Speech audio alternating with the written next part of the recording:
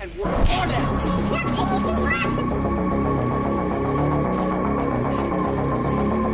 Everyone else should quit, and you're not gonna stop there. No, what are you waiting for? Do it! For now, we've got a kill and a wisdom break. Yes, you can! Work me to get two. Just fucking came around the corner. Rocket. Don't even worry about it.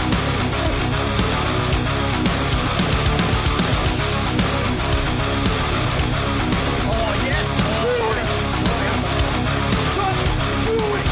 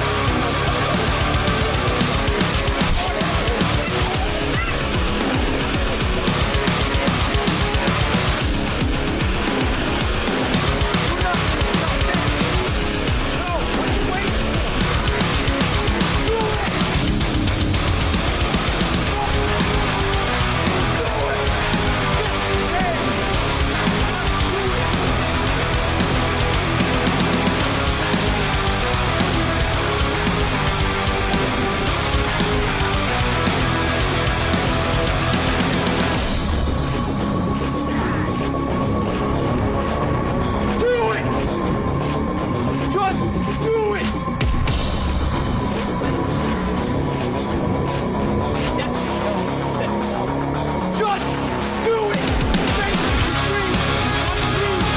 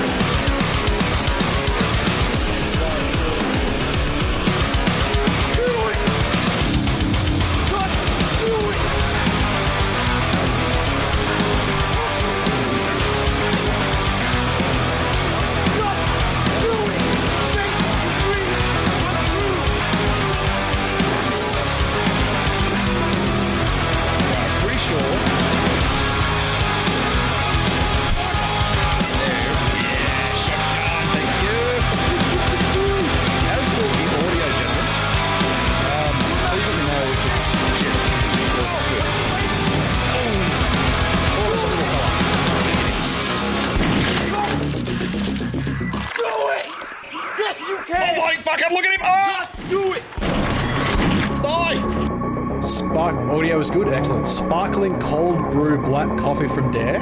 I got it from the service station the other day. I bought this one, which is the black coffee and the vanilla flavoured one. I tried the vanilla flavoured one yesterday, and it is the most revolting fucking thing I've ever drank or put in my body. And I put some horrible things in my body. I would not recommend it whatsoever. But this one, which is not flavoured, it's not like vanilla flavoured, this is just some black coffee.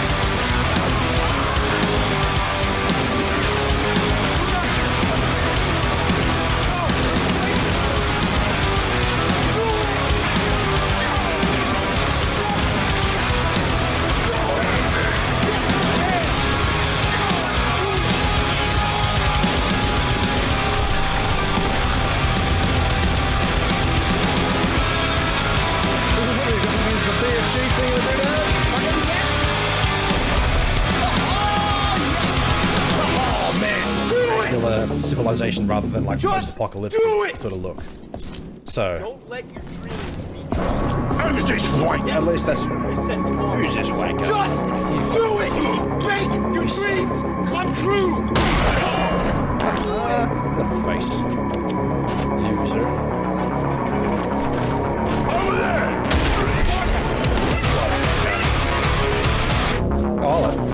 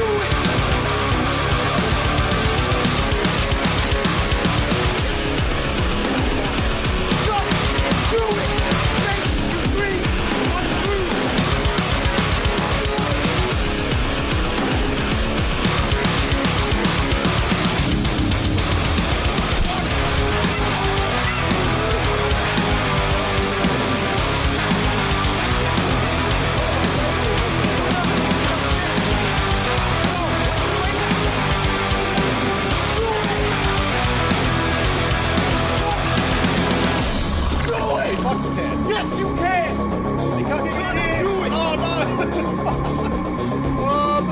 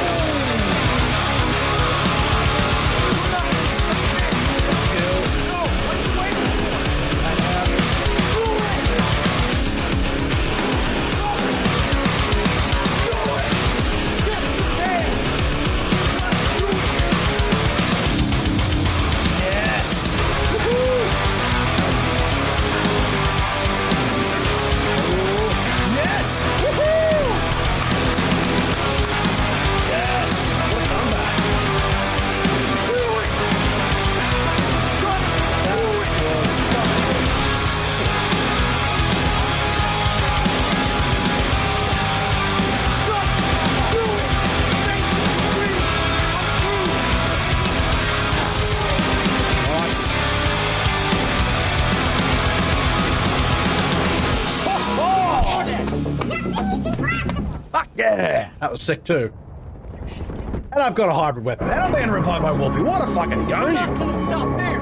What a game! Let me just have a little chill for a second. Do it! Good shot, dude. Do it!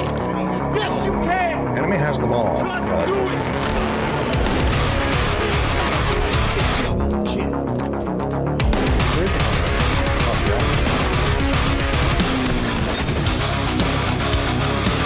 Killing spree. Yes! Do it! Just do it! That guy's got a sniper again. Now's my time, now's my chance. No. Come on, players. Do it! Make your dreams Let's get this come true!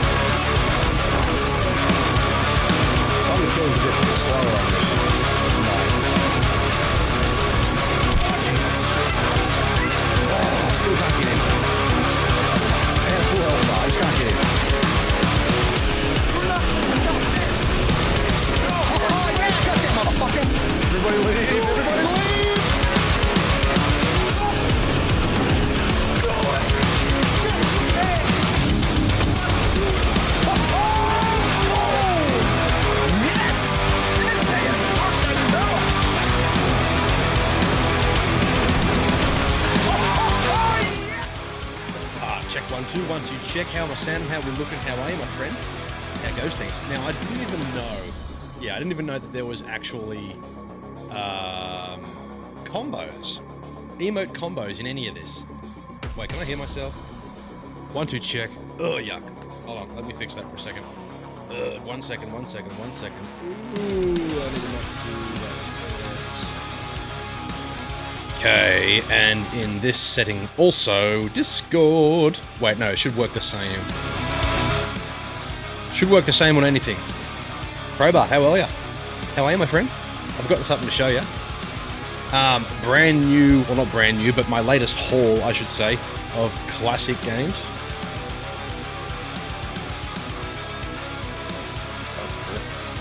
Man, I'm all over the place today. I am all over the shop. Anyway. Who did this cover? This is a cover by a bloke called Marky Music. Let me see if I can find the link.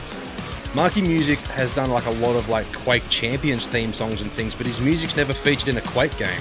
Marky Music, you familiar with him? Yeah. He did, like Quake 2 and original Quake covers and things like that. And this is Quad Damage, I think it is.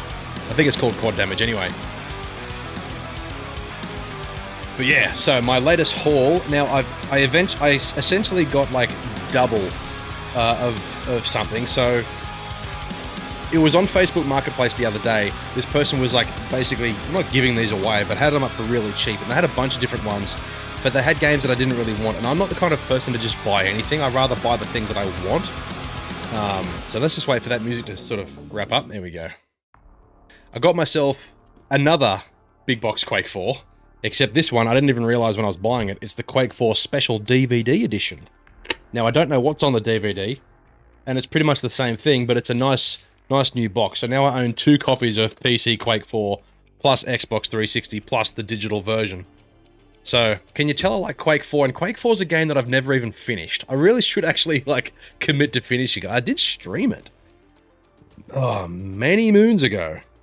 But I've never actually, like, sat down to finish it entirely. And you know what? I can say the same for Quake 1 and Quake 2.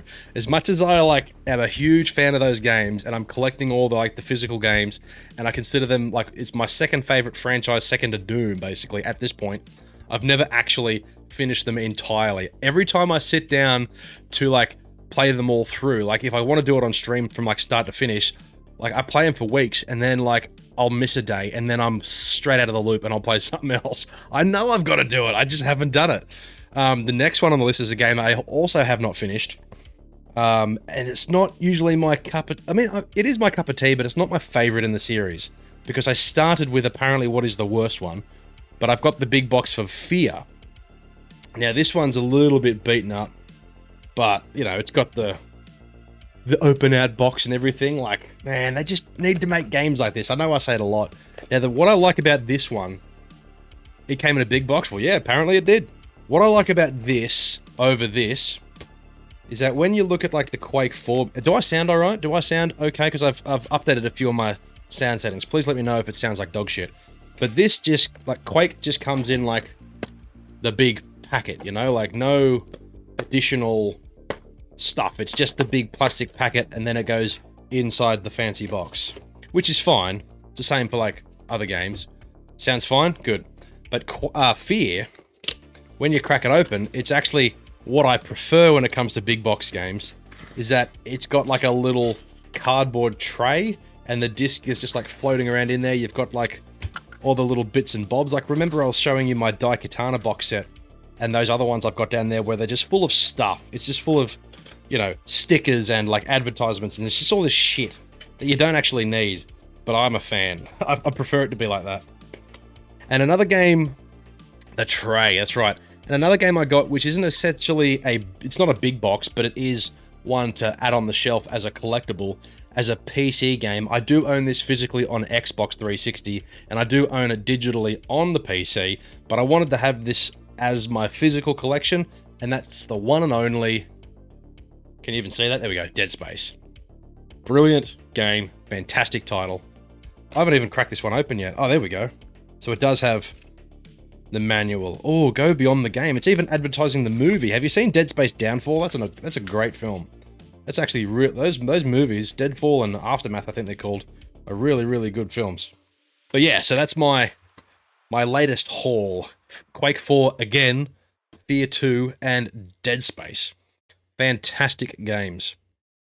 Have you found yourself any more big boxes lately, Crowbar? Anything else to add to the collection? What else have I got over there?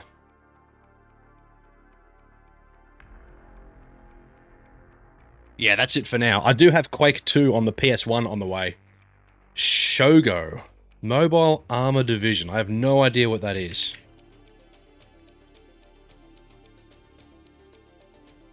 Oh, wow. Wait, it's on GOG. Took almost 3 weeks to arrive, but worth it. Shogo Armor Division. It's on Steam as well. But you've got to own the original, right? People always say, like, why don't you just get them digitally? It's like, yeah, but... like, I can't even play these games, right? Like, because they come on discs. I don't even have a disc drive. But I already own them, like, digitally anyway. So it's a matter of owning the thing. Shogo Mobile Armor Division. Let's check this bad boy out. Good if I had my headphones on.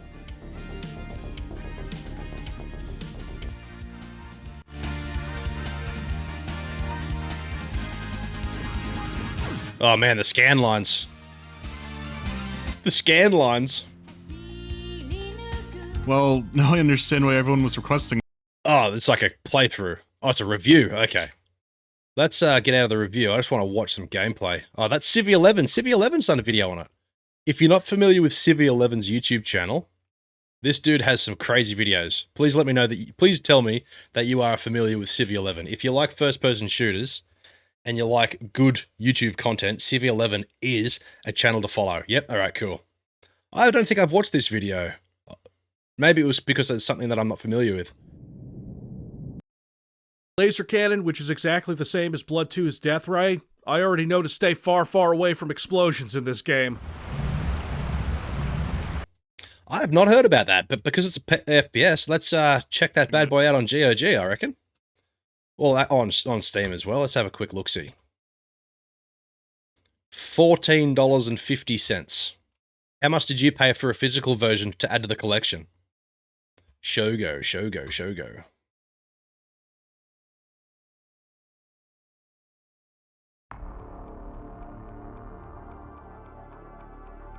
I'm sure I can get it on a sale at some point.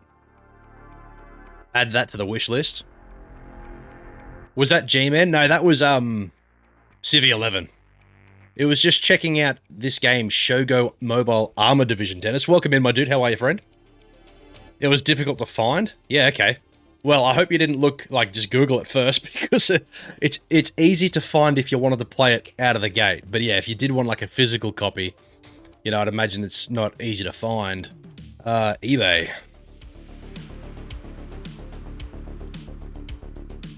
Dennis the Menace. Look at that. I can get it for 88 cents in C, whatever the C is. That Canadian? Is that Canadian? I have no idea. Looks like there's plenty of copies you can get online, but they're all just like the discs. They don't come with like the box and everything. See all 22.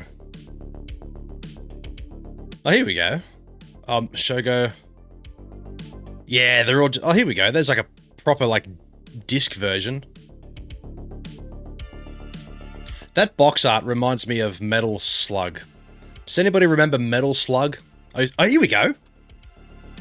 There you go. Look at that. 87 US dollars. What does that convert to?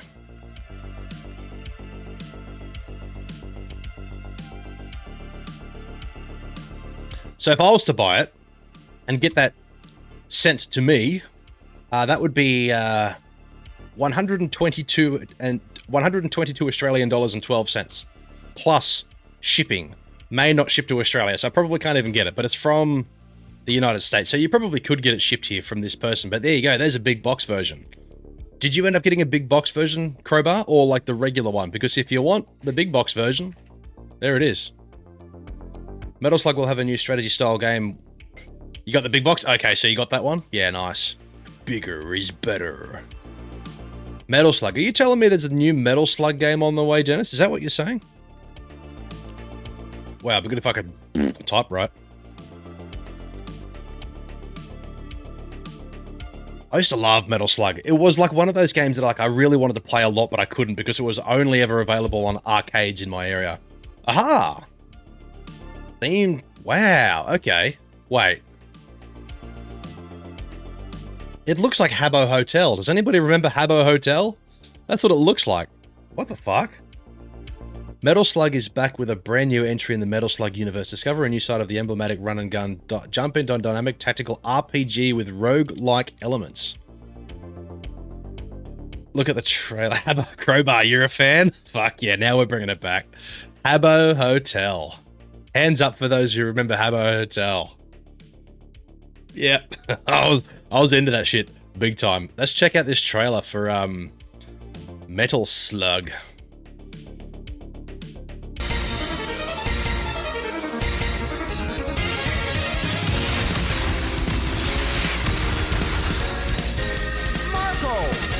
Marco!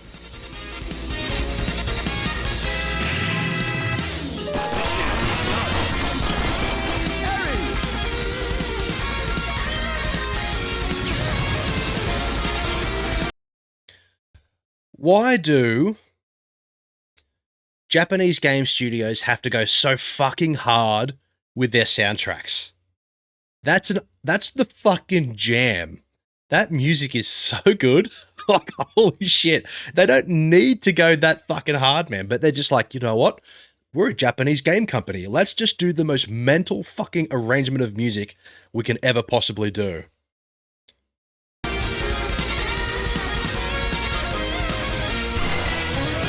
Killtoy! Welcome aboard, my friend. You've joined us just at the right time. We're checking out Metal Slug.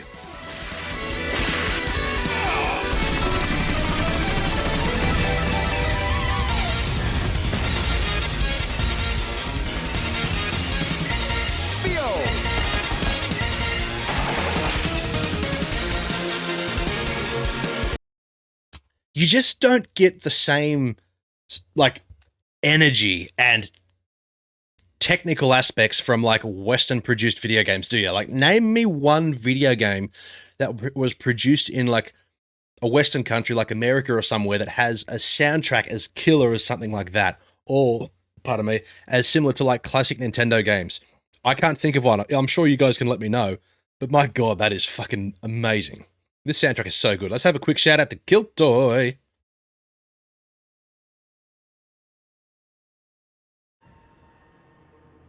Resident Evil, running away from the big lady.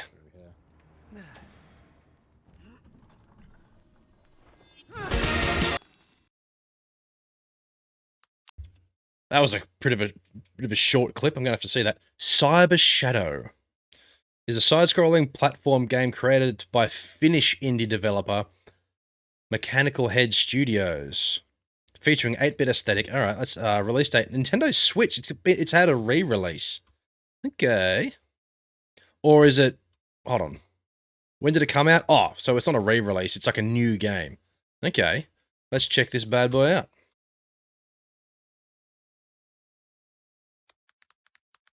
Soundtrack. You ain't missing much. I was just asking for my hand back. Okay, yeah. That's right. I mean, I'm sure Ethan could have just, like, grown another one, right? With how the story, like, ended up going. All right, Cyber Shadow original soundtrack. Let's check this out.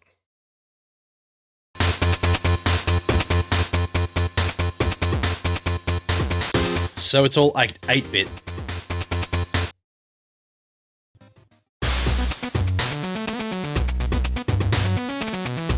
Oh man, I'm a fan.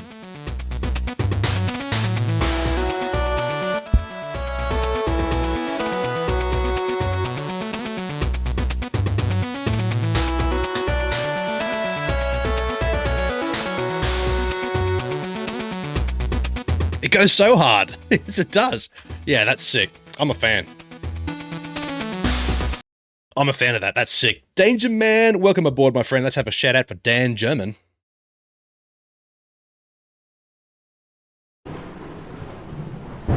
I'm fat. Yeah. I can't believe I just said I'm fat. That's an amazing clip, Dan German. Oh, man. That's perfect. That's really good. Let's shout out to Dan German. I'm fat. How are you, man? How's your Friday going? What do you got planned for the weekend? The weekend is upon us. But yeah, Cyber Shadow, that looks interesting. Let's see what the gameplay is actually about. Heath. But legitimately though, anybody who is interested in music streams and or Mortal Kombat and Street Fighter streams, check out Dan German. Longtime friend of mine, good dude, amazing musician, good streamer, has been doing it for a long time, so check him out. Nintendo Switch. Let's check this out.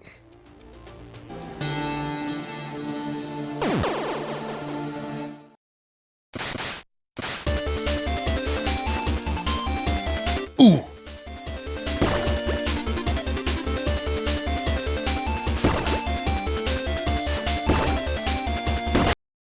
That's got a familiar tone to it.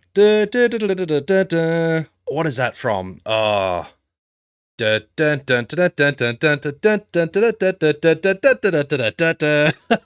reminds me of that. Crazy Frog. Yeah, that's right.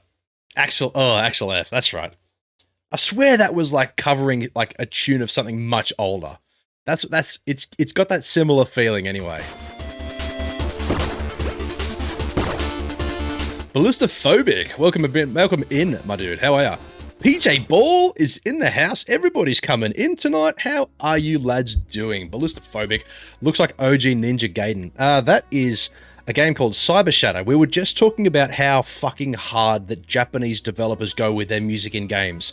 You remember like games from like the 90s and early, well, just about any, I'm going to rephrase that, any video game studio from Japan, they just like speak to their music department and say, just make the best possible musical arrangements you could possibly think of.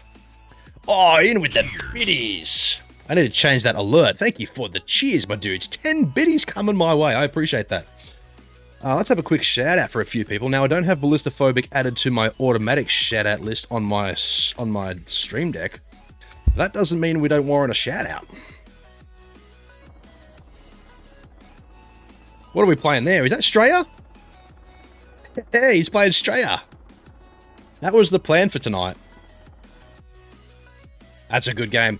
I was planning to play Australia tonight, and I think we still will, but I did want to jump into some free-to-play games that I've had on my Steam list for quite a while that I've been meaning to stream and I just haven't. Like, I've got a few free-to-play horror games that I want to try out.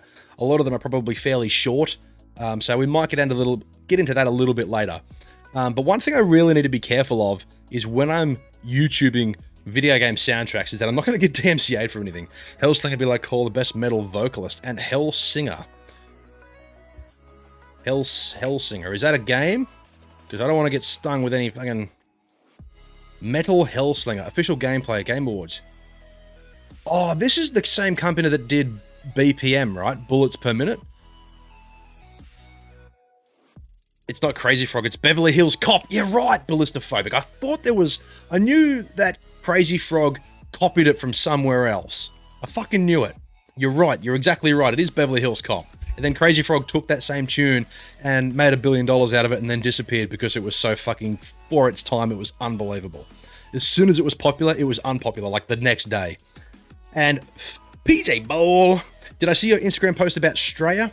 You want to play it? I'm not sure if it's on consoles, and you don't have a PC, like a gaming PC, do you, Phil? BPM is another dev, but it looks so similar. Like, you know how like the crosshair has like the when you've got to like shoot to the beat, it's got like the arrows coming in.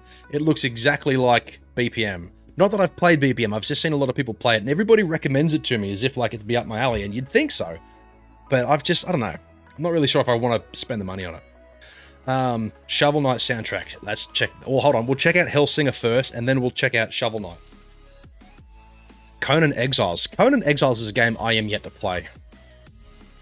Shovel Knight soundtrack. Negative. I'm going to buy a PC someday. Wish you were made of money. My PC cost me... Now, I bought this after I got married. I told myself I'm going to get married and then I'm going to buy myself a fucking gaming PC, which I did. So that was about $2,000 all up, and it still runs perfectly fine. It does everything I need it to. So if you've got a spare $2,000 sitting around, get yourself a PC. But then you've got to buy all the peripherals and shit, but all that stuff can sort of come a little bit later. About Spencer being hyped for Hexen? Fuck yeah, dude. Hexen is another game that I was talking with, who was it we were talking with earlier? Crowbar, about games that I haven't finished. Hexen's another one that I'm a fan of that I haven't actually sat through entirely and finished yet either.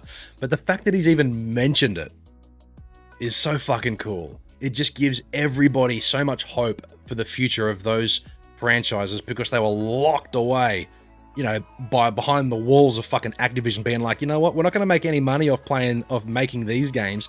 Let's just do fucking Call of Duty for the billionth time.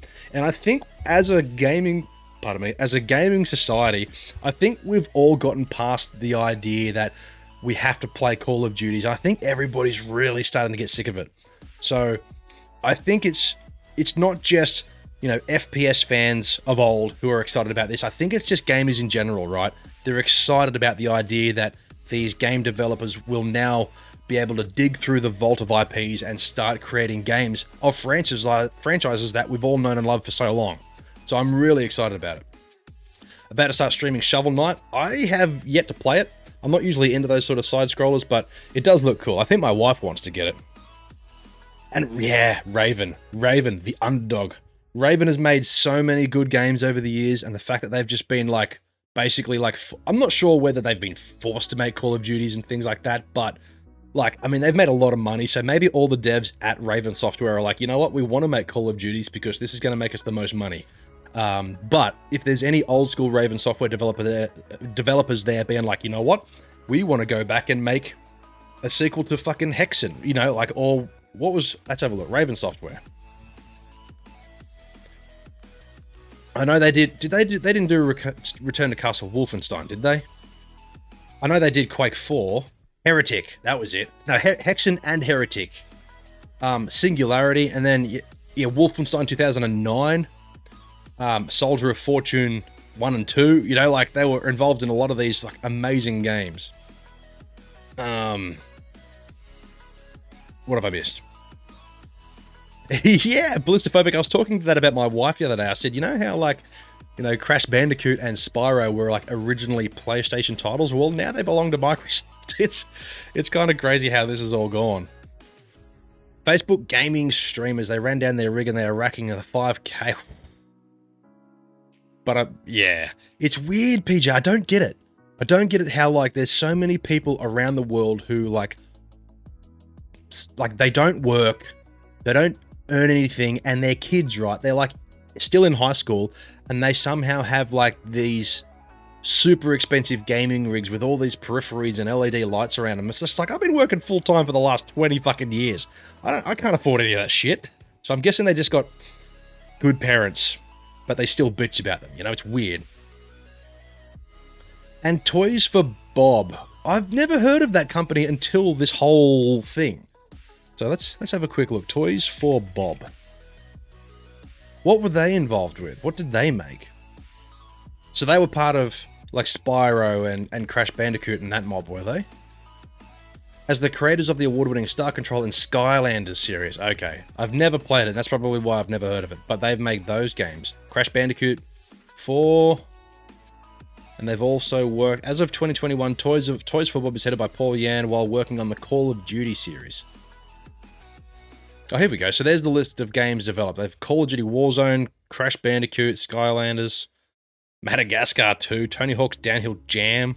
So they've been around for a while, but I've only ever heard of them until now.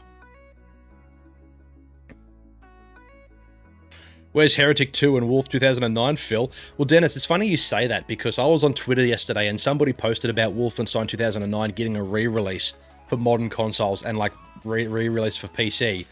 And I actually posted saying, like, hey, here's my Google Docs account. If anybody wants a working copy of Wolfenstein 2009 on PC, here it is. And then somebody, like, schooled me about how I'm the pirate and I'm technically a criminal because I'm illegally holding onto a game where somebody owns the IP and I'm giving it out for free. I was like, yeah, you probably make a good point. I probably shouldn't openly advertise that. But if anybody wants a working copy of Wolfenstein 2009 for their PC, I have it. And I'll share it with you. I'll share you the link directly. I heard Raven and Toys for Bob had no choice with moving to COD. That's probably true. Like, I would imagine that would be the case, you know, because Call of Duty has been like one of the world's largest franchises in video gaming for so long. Because they were owned by Activision and all, however all that sort of works, I'm guessing they were sort of pushed into doing those sort of games, right? Like, it makes perfect sense. So I'd imagine that now there's a little more freedom, especially with Spencer saying things that they are going to try and take some control over what developers do what within Activision. I think that's really cool opportunities for these other franchises to make a decent return.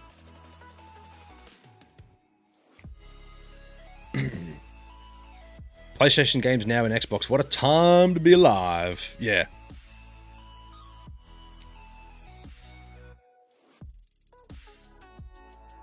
I played the game before what? I play the game before Pirate Way. So I mean, you can buy like disc versions of it, of Wolfenstein 2009, like secondhand disc versions for PC, like on eBay and stuff, or on consoles. But if you want like a digital copy, I've got one. Activision has been toxic. You heard about the scandal? Yeah. And did you see John Carmack's post about it? Anybody here who is familiar with id Software knows who John Carmack is, right? Valorant. Siege City says Valorant. No, I don't have it downloaded on my computer. I know it's free to play, but no, we're not playing Valorant. And boom, this... yeah. Like that. Shout out to Siege City.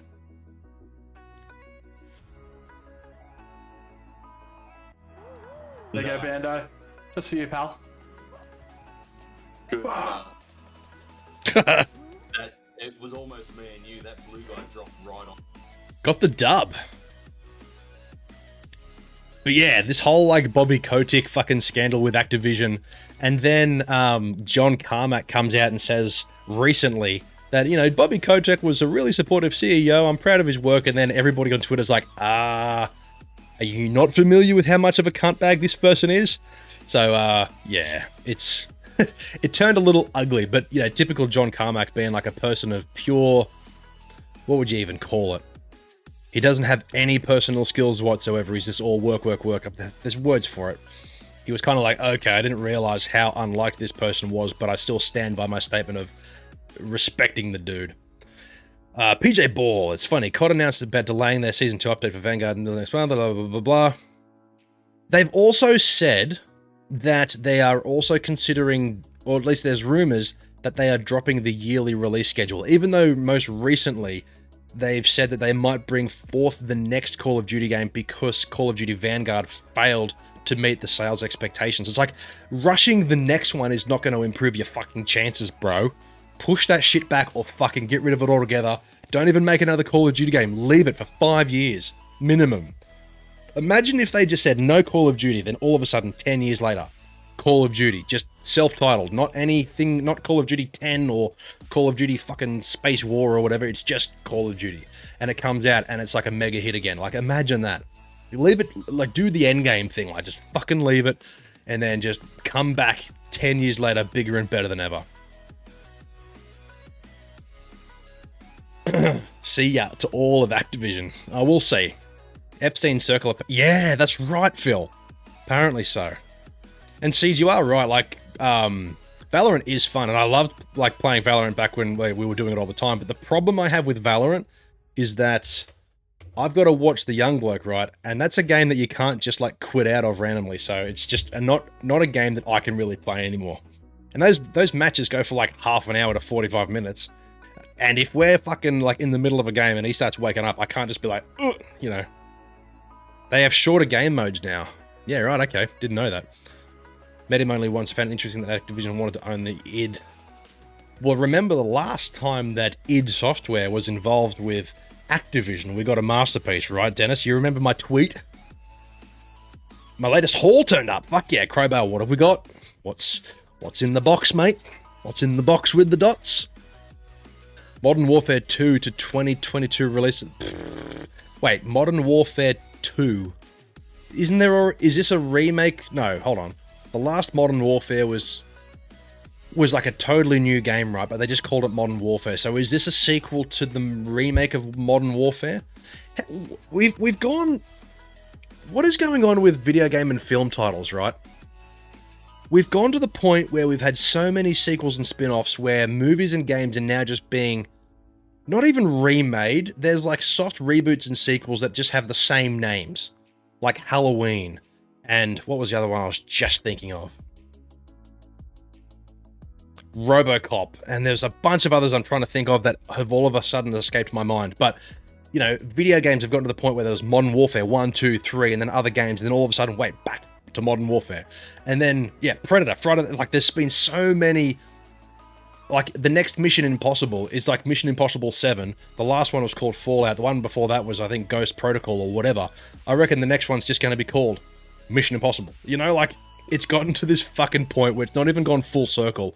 It's just gone back to like, hey, here's another thing. It's in this franchise. Let's just fucking call it the name of the franchise. You know, don't worry about them. The next Alien, I'm sure, will just be called fucking Alien. Piece of work and then get it open to take a pic. Fuck yeah. I don't think we had Doom 2016 or Eternal anymore. What does that mean? But you know Activision. Well, you know, we got Doom 2016 and they would have been with Activision during the production of like the original Doom 4 project, right? And then it was all sold to ZeniMax and all of that. How many people are keen for the new Splinter Cell? I've only ever played one Splinter Cell game, and that was Conviction. And you know what? That's a great game. I really liked Conviction. I played it on the 360 a long time ago, and I never played any of the others. I've heard good things, though. Microsoft naming their consoles, right? It's such a fuck. I remember when, before the Xbox One came out, it was 360, then there were speculations of what the next console was going to be called. And I think one of the blokes that I used to work with at the time, who I fucking hated, he was the biggest prick ever, but I think he had a really cool name for it. And it could have worked with the type of generation that it was. I know people were speculating Xbox 720 is making the disconnection noises. MD Gamer, welcome aboard, my friend. How are you? Welcome in from Hover. Dan German says his PC making that disconnection noise. Was anybody else hearing the disconnection noise, or was it just Danger Man? Nope. Nope. Everybody votes nope, Danger Man. It was your PC. The MD Gamer. Let's have a quick shout out to the MD Gamer, one of the newest recruits to the DylboFPS camp. He's come through and given us a follow from Hover. Absolute legend. Let's give him a quick shout out.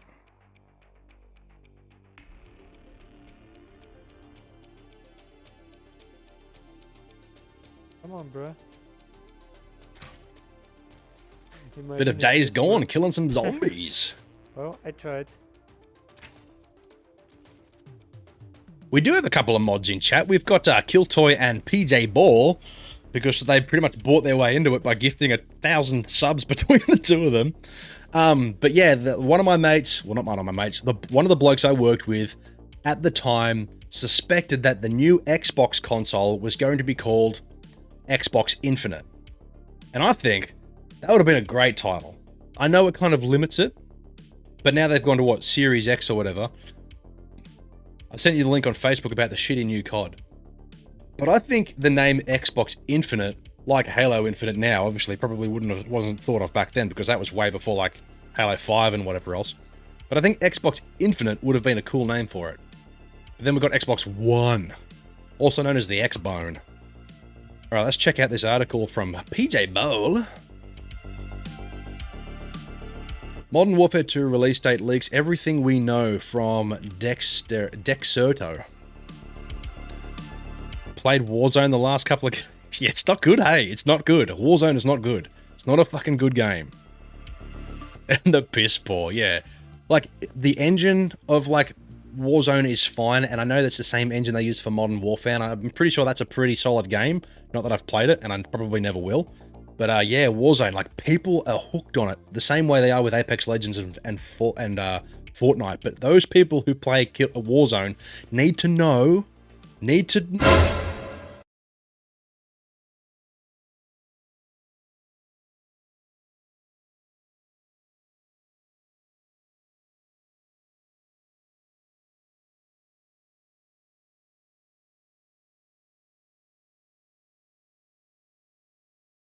Every day. Anyway. Wait, no sound?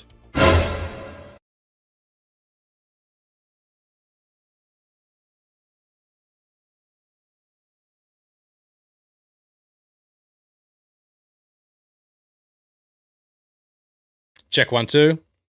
Is there sound now? Check 1 2 1 2 check 1 2 check 1 2 check. Here's my face. Oh man, that's embarrassing. Here I am going, fucking hell. Anyway. We hear the voice. Try again. Anyway. Rage, welcome in, Rage. How are you, my friend? Welcome aboard the Dylbo train. Anyway, yes, I did want everybody to hear what I was saying, but it's fine. I was just going on about how, like, you don't have to play Warzone. Like, I was just going about how you don't have to play Warzone. Anyway, Call of Duty 2022 Modern Warfare 2 is fast approaching. We've got a full look at what, blah, blah, blah, blah. Each year and every year, one thing is a given that the game industry that a new Call of Duty title will be released. Following Vanguard, followed by Sledgehammer Games, it's Infinity Ward's turn once again. Oh, fucking hell.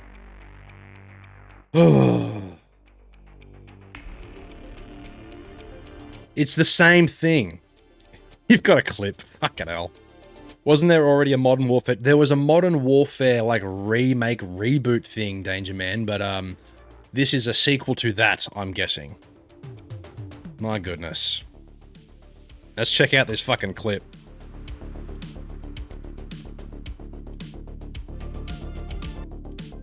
Every day. Anyway, that's embarrassing. Wait, no sound?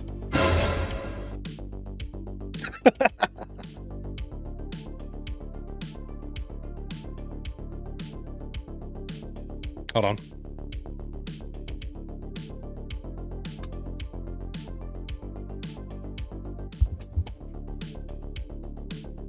Clip that. This is peak male performance right there. Fucking hell. Oh, you cunts. Anyway. I love it. I love it. Where's Nova clip about kilts? Ah, yes. New emote. I mean, I could make that an emote, but all the other emotes that I made, like, of myself, like, nobody ever uses them. So it's like, I'm just trying, like, working my way to get rid of them. You know, you look like Beardman trying to turn on a computer. Mate, I'm not trying to burn the thing or poke it with a sharp stick, that's for sure. But yeah, we do have Novaborn's clip about me saying that I would do some homosexual acts to Kiltoy. There they are. There's the Dylbo pat. I'm pretty sure I made a Siege pat too, but I'm pretty sure that was on your channel, Siege. Lost my shit earlier because I couldn't install Java. You lost your shit and you think it was childish? Yeah. What do you mean you couldn't install Java? Isn't Java dead in the water? Isn't Java, like, gone? That thing's, like, gone forever? Or is it Flash that I'm thinking of? You don't have a Siege pet? Hold on a minute.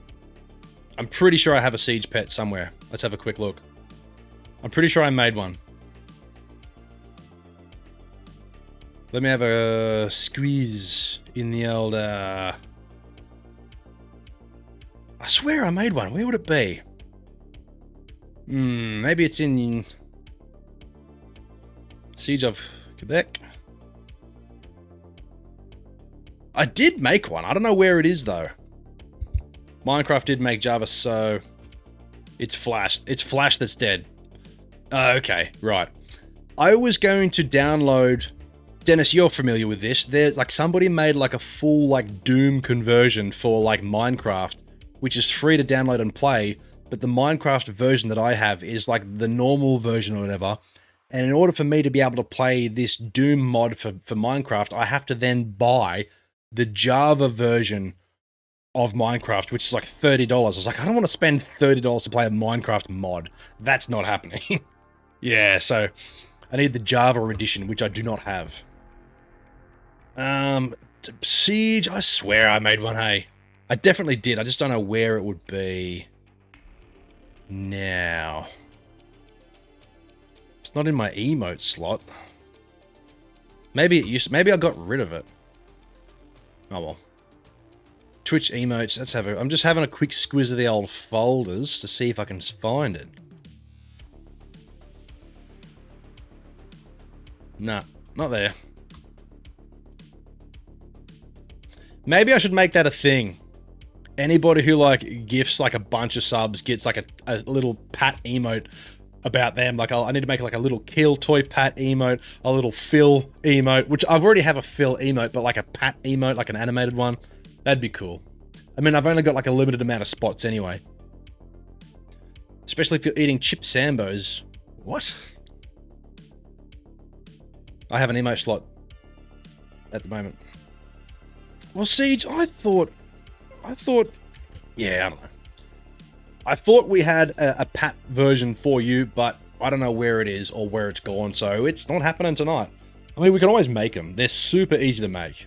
There's like a bot thing you can have online. You just like upload the image and then it's done. Where else would I have kept it? Nowhere. It's definitely going to be in that folder. Oh well, it's fine. Rage!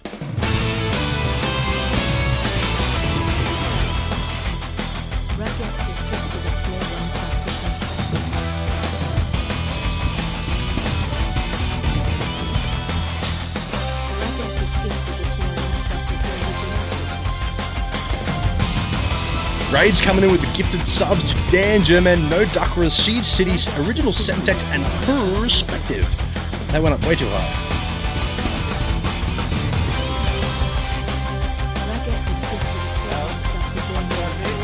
Thank you for gifting those subs, Rage. You are a fucking legend. And you know what that means? That means you're going to have to get a little Pat emote made for you. Also, mad respect for the Pug t-shirt, Pugibus. This took me a hot minute to get it. I ordered it before QuakeCon 2021, and then it only arrived like a few months ago. So like I was really hoping to have it by QuakeCon, but it was not happening. They were all getting made like after QuakeCon. Oh man, I'm all exhausted from dancing around, and it's really fucking hot in this room. Rage, dude, I greatly appreciate that. I mean, nobody has to do any of that in this channel, of course. I never ask for it, but I greatly appreciate it. So anybody who is now a subscriber to DylboFPS, get those emotes pumping. You missed out, Dennis. Aren't you already subscribed? Yeah, you're already a subscriber. Somebody, it must have been Killtoy or Phil that gifted it last time. Oh, look at those emotes, little GGs. Do I have a GG? I don't think I have a GG anymore. I used to. I used to have a GG emote. I need to get some more. You free sub, says Seeds. Free sub. You know what subbing means? It means I got to stand up now. I got to stand up. The desk goes up. Dylbo has a little dance, and he starts the music back up because it's awkward when there's no music. Redeemed Shia. Now you don't have to watch the ads. Well, that's how this whole thing started to begin with. All right, we're going to listen to have a bit of a Shia LaBeouf moment here. Do it! Just do it! Don't let your dreams be dreams. Yesterday, you said tomorrow. So just do it! Make your dreams come true! Just do it! Some people dream of success while you're gonna wake up and work hard at it. Nothing is impossible! You should get to the point where anyone else would quit, and you're not gonna stop there. No, what are you waiting for? Do it! Just do it! Yes, you can! Just do it! If you're tired of starting over, stop giving up. Our Lord and Savior Shia LaBeouf, ladies and gentlemen. Oh, Jesus Christ, that scared me. I didn't realize that was on a loop. And he just kind of like screamed at me at the end. Needs the remix you found playing in the background. Wait, what? Needs that remix. You want to hit Shia with a frying pan? Why would you hit God with a frying pan? I wonder what the fella's doing these days. Let's find out. I'm sure he's doing another weird fucking movie where he's pulling his teeth out and shit. Shia LaBeouf. As if you wouldn't pronounce that dude's name Shia LaBeouf. Because that's how it's like spelt, right? Shia LaBeouf. Shia LaBeouf. I mean, Shia LaBeouf. Look at this. Shia LaBeouf. Apparently that's a real tattoo. He was in a movie called The Tax Collector, which is apparently dog shit. But he got this huge fucking tattoo for the role. Shia LaBeouf? Yeah, fucking A. Just do the remix on SoundCloud. Oh, wait. No, we talked about this, didn't we, Billistophobic? But you're going to have to remind me because I've forgotten. What the fuck is that him? Yeah, this is Shia the man. Look at them. Shia LaBeouf cake. That's him. Who is that? Twigs sues... Who the fuck is Twigs? FKA Twigs sues ex-boyfriend Shia LaBeouf for sexual battery. I mean... Is that surprising to anybody? I have it saved on SoundCloud. Oh, that's right, I do. Let's have a look. I do. Must be a TikToker, Jack LaBeouf. I do have it saved. There's your tunes. Where would it be? Recently played... Oh, no, I can't play that. Yes, that's copyrighted. Shia LaBeouf, just do it.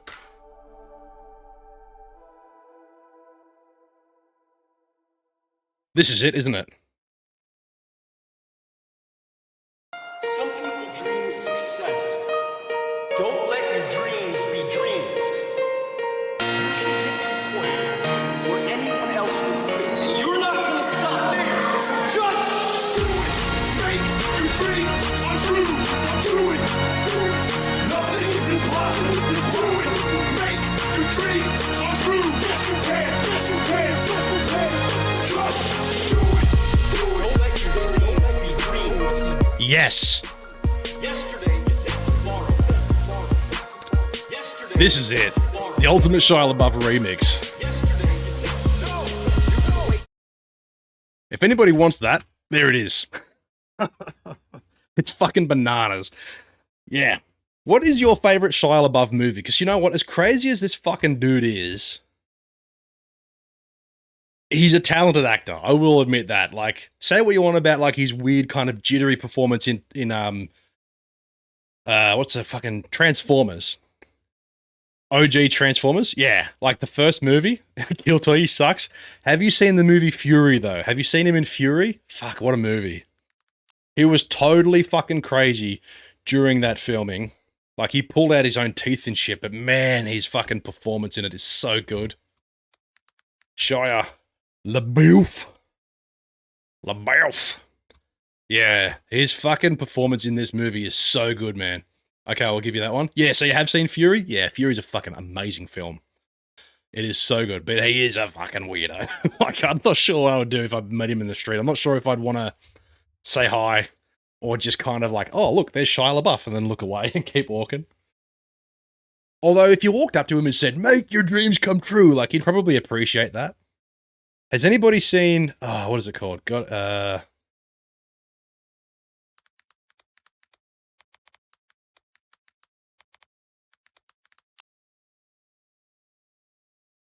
Has anybody seen this?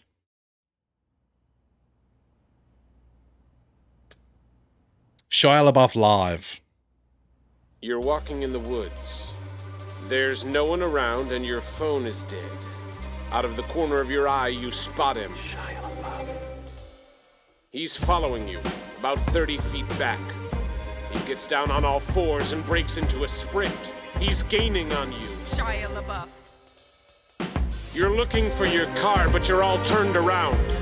He's almost upon you now, and you can see there's blood on his face. My God, there's blood everywhere!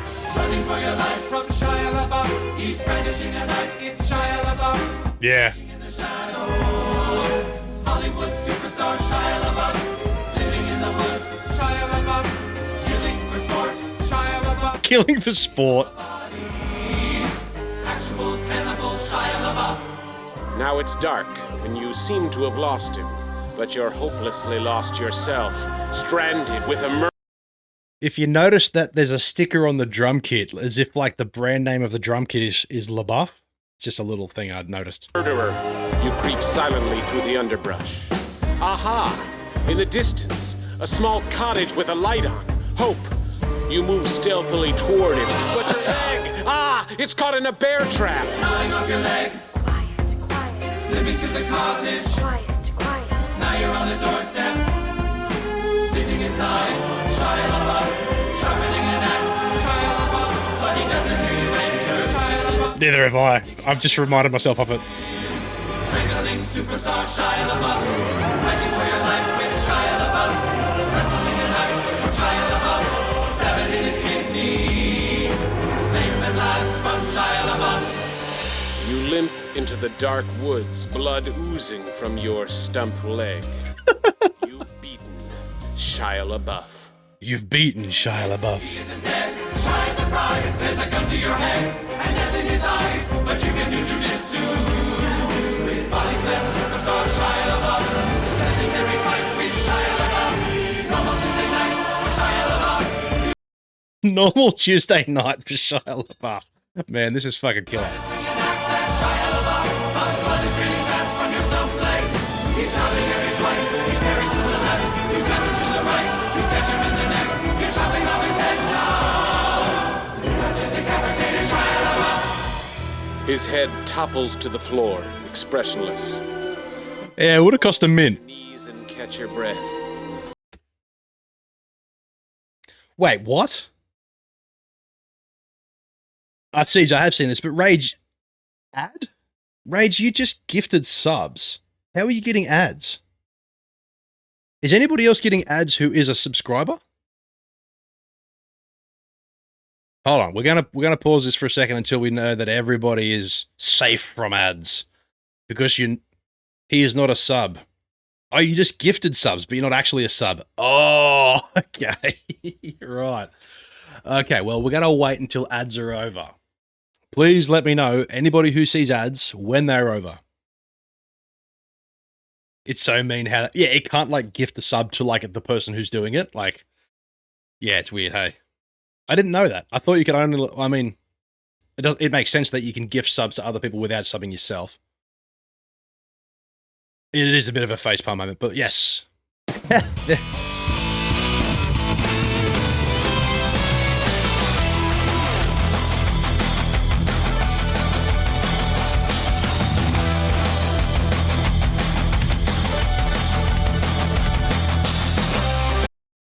Rage, come on, man. Come on. Oh, man. I'll put the Doom helmet on. Actually, no, I'll put it on while we're watching this.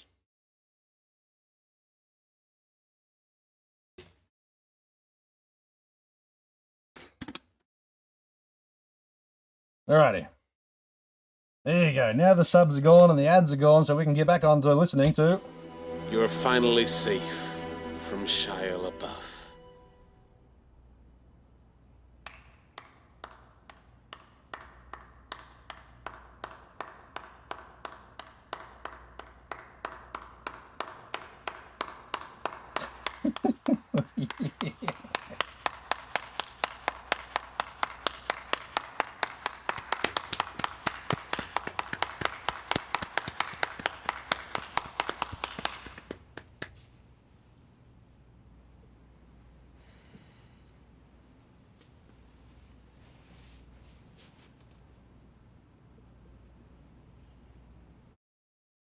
Is that it? I think that's it. So, was he... I'm sure he would have paid for it. Purchased the song on Bandcamp, behind the scenes, tweets. The Gay Men's Chorus of Los Angeles. Well, there you go. Oh, man. Where's this fucking timer? Oh, it's hold on a minute. Oh no, I lost the time. Ah, shit. Oh, well, I'm going to fast forward a little bit. Because, oh man, it is getting fucking hot in this helmet, I tell you. Whew. During summer, this thing is not easy to wear. I love that he is repping the rat's tail in the Just Do It video too. Yeah, he is. It's like full rat. And yes, now you all know, for those who hadn't witnessed, Shia LaBeouf's, like, gotta get away from Shia LaBeouf. That, yeah, that's it. So good, hold on. Oh, I can't fucking read. Make it 10k. Yeah, I probably should, but it's only 5 minutes, it's alright. Oh, the Shovel Knight soundtrack. Yes. Okay,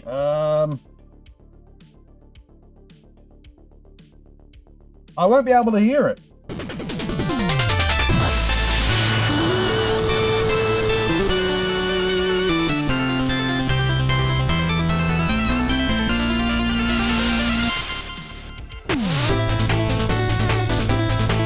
Yeah, fuck yeah, that's mad.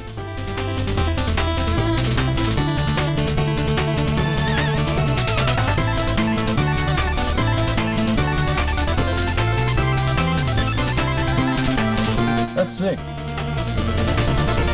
Oh, let me breathe for a second. Is it raining in my area? It is not. It's probably the baby monitor. Hold on.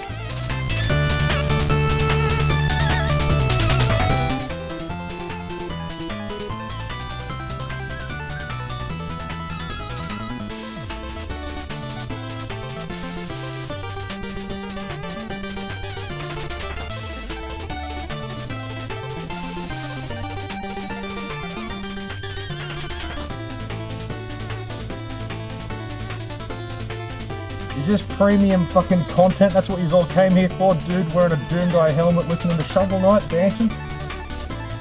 I'm doing this because I cannot read the chat because of how foggy it is in here, so I may as well just make up the time by doing something else that's really stupid.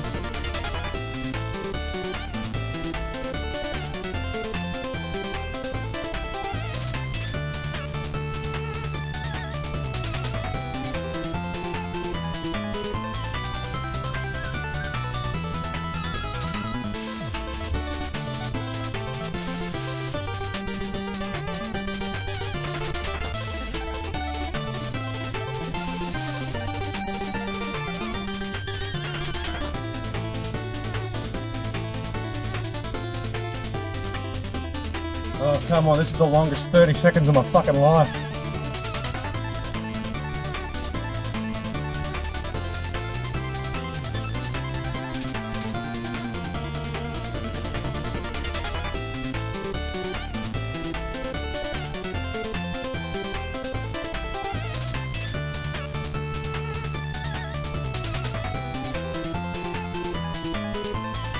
Alright.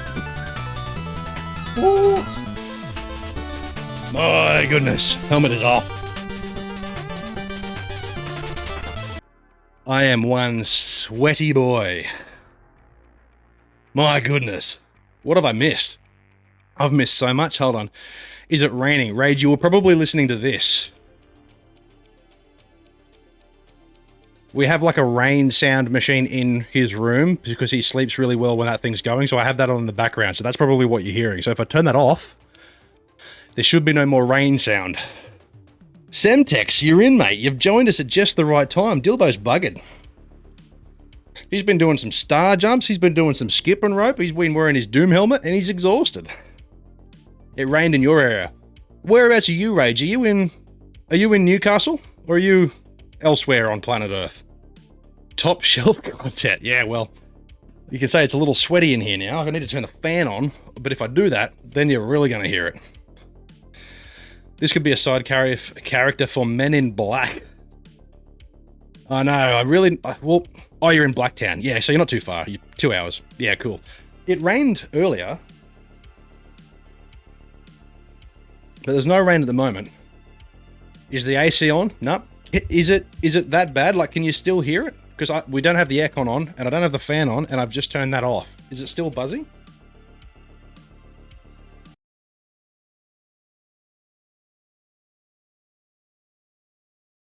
Oh, I should put the AC on, right. See, the problem with that is that it gets really cold, and then it gets cold in his room, and then he wakes up because of how cold it is. But I'm going to go put it on to cool myself down. I shall return in a jiffy.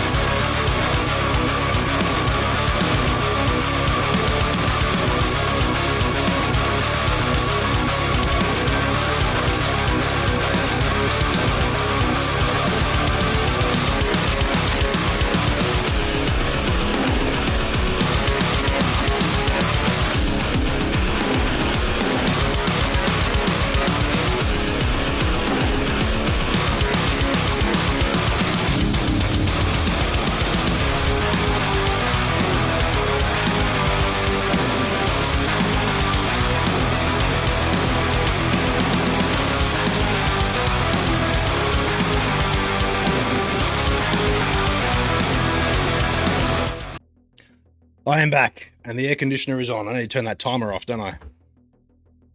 Oh, we are back. Jeez, I hope we got some clips out of that, because that was a fucking workout. It rained in the UK, but what else is new, says Giltoy. Yeah, I mean, it's pretty common over there. I literally had a guy come in a week ago to fit the third one where you game. So many. You have 3 air conditioners. Bloody hell. What is this banging tune, says Dan German. That is a Quake 2 cover, because the original Quake 2 soundtrack is fucking killer. But that is a cover by a dude named Marky Music. You can find him on Facebook and Instagram and Twitter and all those sorts of places. Goddamn shit all over the place the UK is. I had a friend who actually lived in the UK for a long while, a good few years. I'm not sure why he went there, and I'm not sure why he came back. I think it was because of the place is full of the damn English. Well, it's funny you say that, Killtoy, but guess what Australia is full of? Drunken Englishmen. You lived there for 3 months? You haven't heard the Danger Man? Are you familiar with the We Never Die song that, like, Siege and Jono and Greenie played a million years ago back in high school? Do you remember that song? What led me to hold on.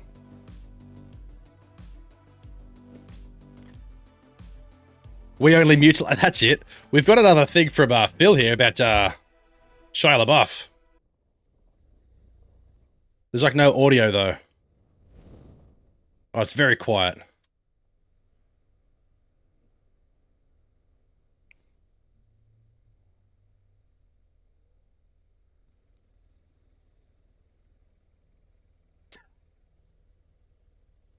Look at him. Good. I got earplugs in, but I'm a good one.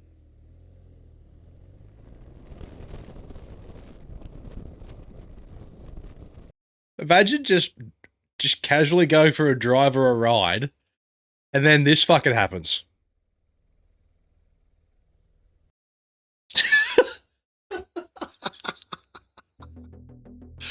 Shia LaBeouf is just fucking beaming at you with his fucking deadly eyes, like he's gonna hunt you down and skin you and eat you for dinner later on. My god, what a legend. Those who hate the dude, like, I get it, but my god. Like, that's just so fucking good.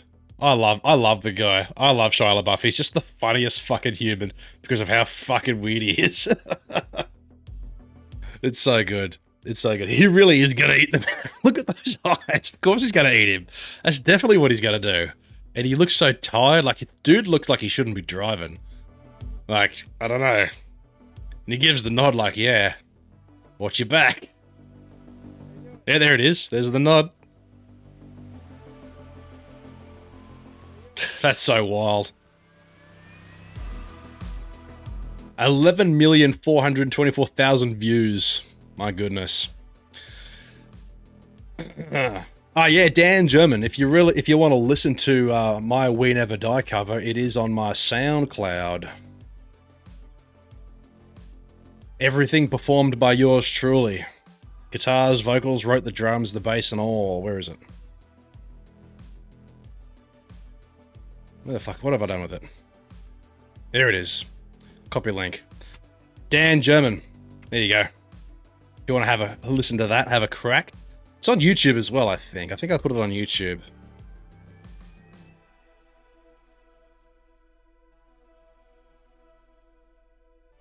There it is. So Dan German, if you want to listen to some like covers of like a 10-year-old song or 11-year-old song written by them, there it is. Kenoth, he says. Kenoth. For anybody else who was interested in what we're talking about, Siege City, Dan German and myself, we go way back. We went to high school together. Siege and I went to earlier high school together. And Siege City and a few mates recorded a song called We Never Die. I'll see if I can find the original. So we're about to show everybody here in chat some, we're going to go back to some, we're going to go back a few years. All right, so. The Brock tunes, yeah, I do. I still have those. I still, PJ Ball, I still have those on my computer. Anyway, I produced, this was All right, so a bit of a backstory before we listen to this. Show the cover. Why, CJ, you embarrassed, are you, mate? Nothing to be embarrassed about. This is fucking a timeless event right here. A few years, more like decades ago. Well, this was uploaded in July 22, 2010. So this was a song that Seed City wrote and recorded with a few mates, and this was my year 11 digital photography project, essentially, to like finish off the year. This was my digital project where I made this music video, which is the worst thing you'll ever watch. What the one comment on this says, where is it? The worst attempt at a video clip ever. A waste of 2 minutes of my life. Yes, 2, not 5. Couldn't even watch until the end. Just horrible. Bad. Drummer is good. Find another band. Anyway.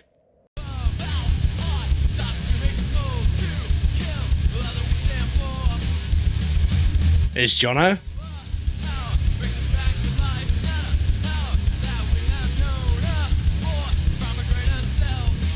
I'm a fan. I fucking love this song.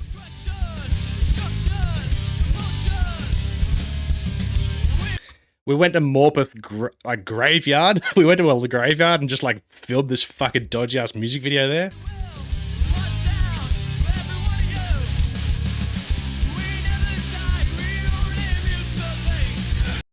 Anyway, I covered it. This song was written by Callan James, Jonathan Pratt, Andrew Greentree, and Toby Haslam a million years ago, and I'm going to cover it. This song is called We Never Die.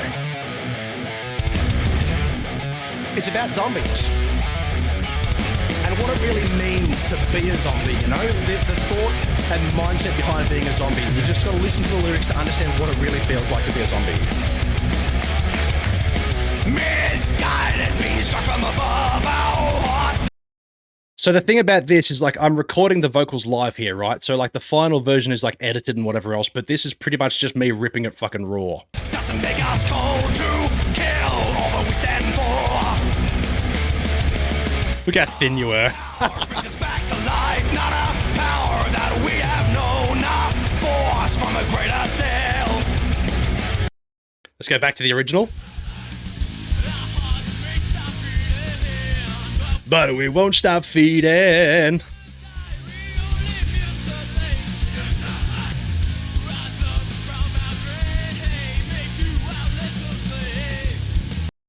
So that's the original, and this is my cover.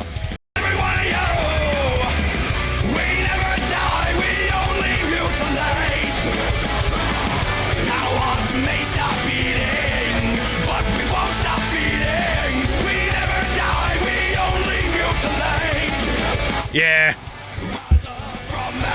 Not easy.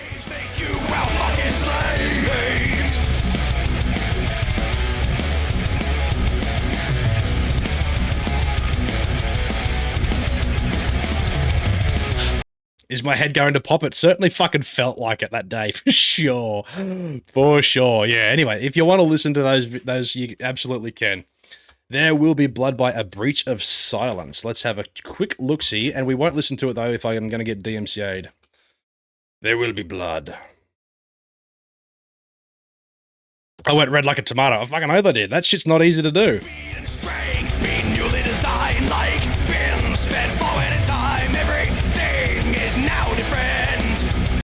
It's not easy. Doing that shit is not easy, especially when you haven't done it in like a billion years. I was a little out of practice, you could probably tell. Anyway. Also, I think only me and Greenie get the writing credits. Yeah, right, okay. Well, I thought it was pretty much your song, right? Like, you wrote the whole thing, and obviously Greenie wrote the drums to it. But didn't you pretty much write that whole thing?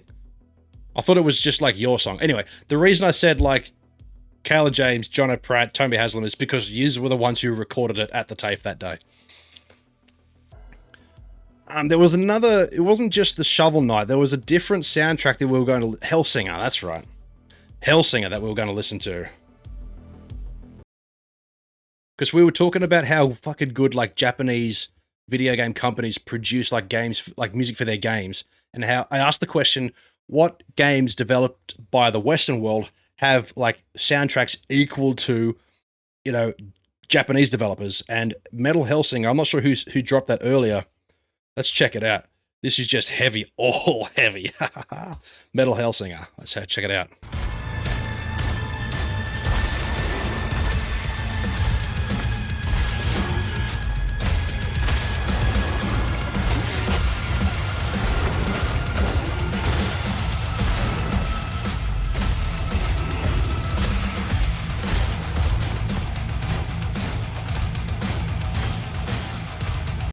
Okay, I can dig this. This is fucking sick.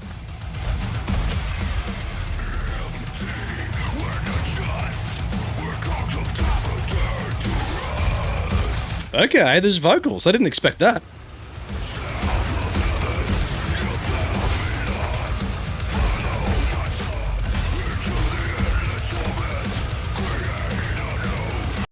That's fucking sick. Okay, because Bullets Per Minute did not have anything like that in it.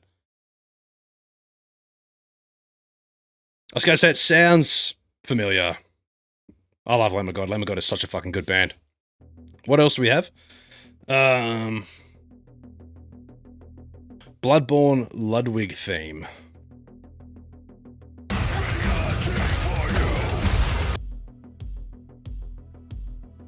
Boss fight. Here we go.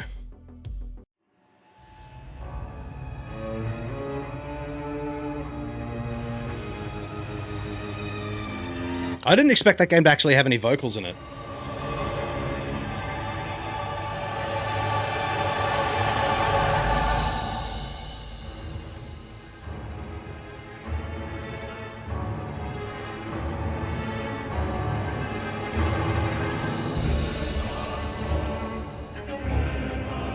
About 4 minutes in, okay.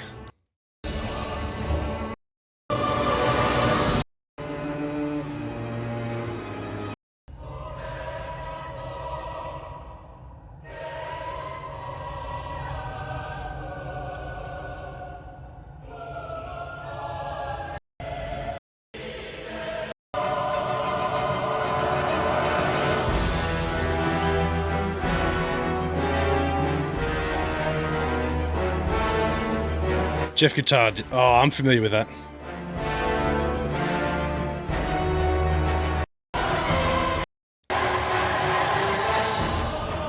Here it is. It's right there. It's like the first one. Yep, I'm familiar with this dude. This dude does some really good covers as well. What am I... Hold on.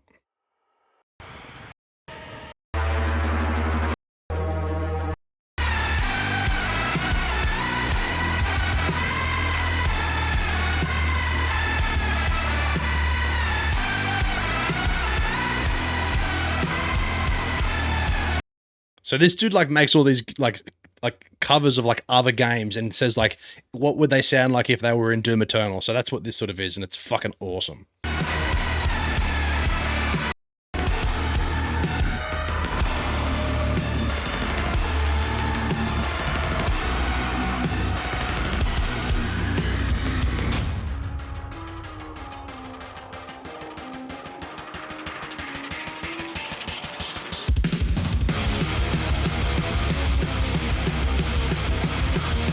Yes! Woo-hoo-hoo!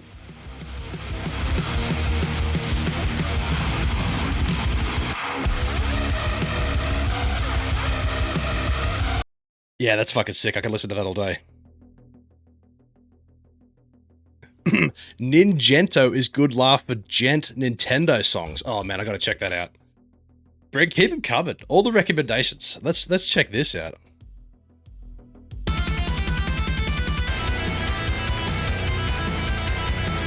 Oh,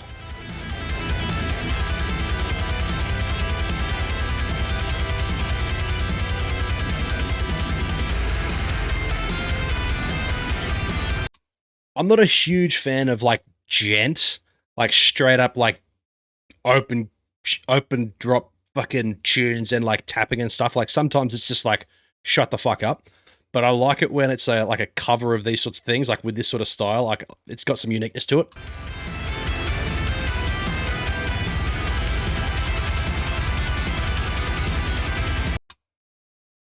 And a lot of the time, gent as well, like with the programmed drums, they just sound so unnatural. But this is cool. Donkey Kong. Wait, Guitar Hero.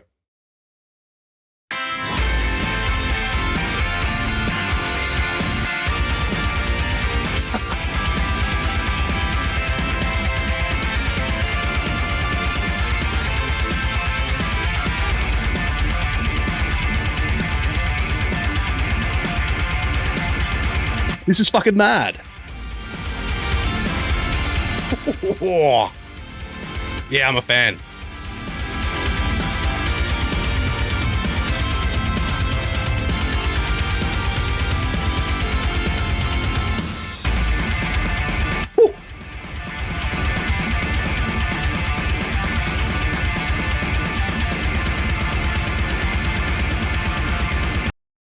Alright, if I keep listening to that, my head's going to explode. That's fucking sick.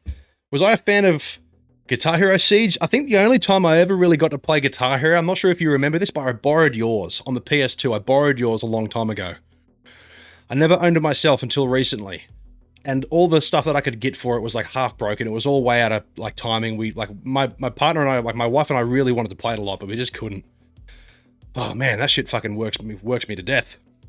But yeah, apparently with this whole Microsoft and Activision acquisition, there has been speculation and talks as well about bringing back Guitar Hero, you know, making a new one and doing more of those, which is going to be cool.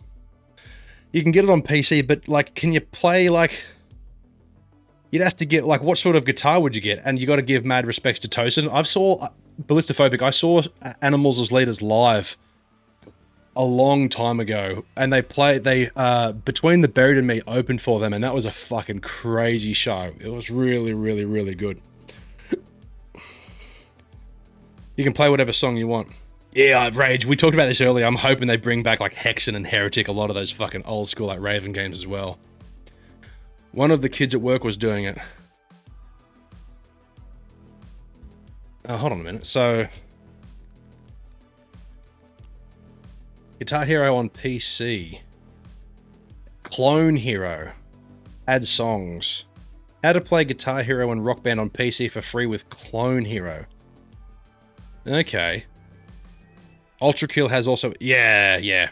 Ultra Kill Array. That's a fucking great game. That's another one I haven't finished. I think I've got most of the way through it. I'm not really sure. It's had plenty of updates since I last played Ultra Kill, but Ultra Kill is definitely up there with like one of my favorite FPS games. Electronic drum kits for guitar. Yeah, that makes sense. But you'd have to plug in like a Guitar Hero guitar. I'm not sure how that would work. I'm sure these videos explain it. I'll have to look into it, but I don't think I own any of the old guitars anymore. PJ Ball, want to hear from our Lord and Savior. Check messenger. Burn, Butcher, Burn. Metal cover. I'm probably going to get DMCA'd for this one, so I won't be playing that. Oh, The Witcher.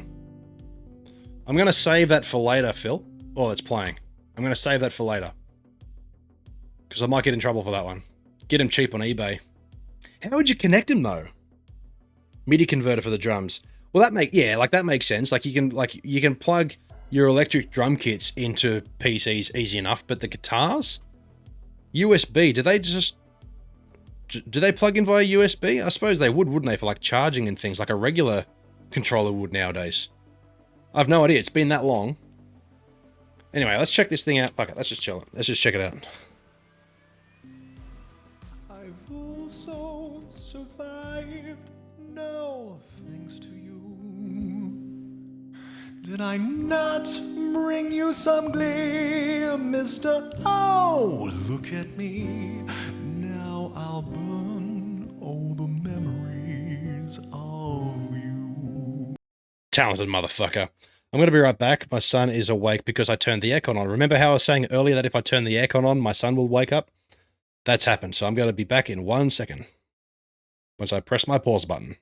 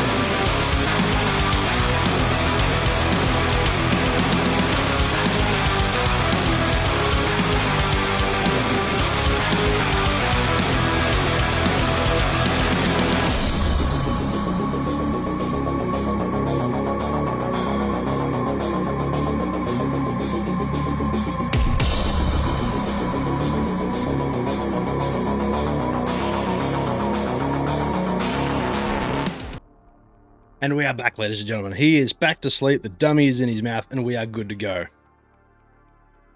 You can isn't there like a Guitar Hero style game where you can play it with like actual instruments, like actual guitars? I've seen people do it on Twitch a lot. What is that game? Let's have a quick Google. Unless anybody already knows, I genuinely don't know what it's called. Is it Rocksmith, is it? Wouldn't those channels... I don't understand. This is something you could probably answer for me.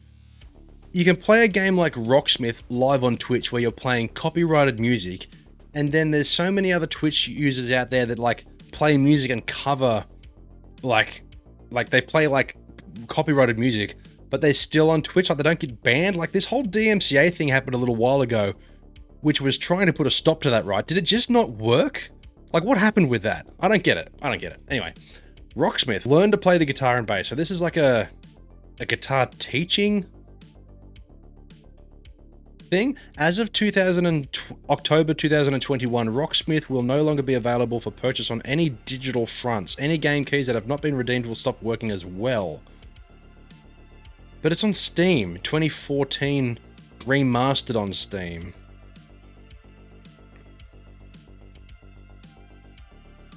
I don't know whether it's $50. Requires the ownership of Rockstep on Steam in order to use the disc import tool. Just needs a cable. I don't think I wouldn't want to pay $45 for that to learn songs that I'm not interested in.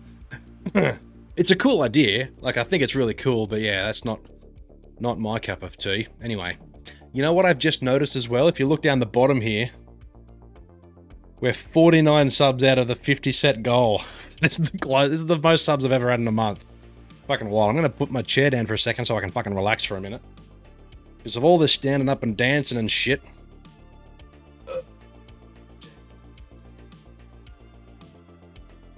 Let's just hear Mr. Heapy sing. Well, I closed it down. Hold on, let me open it back up.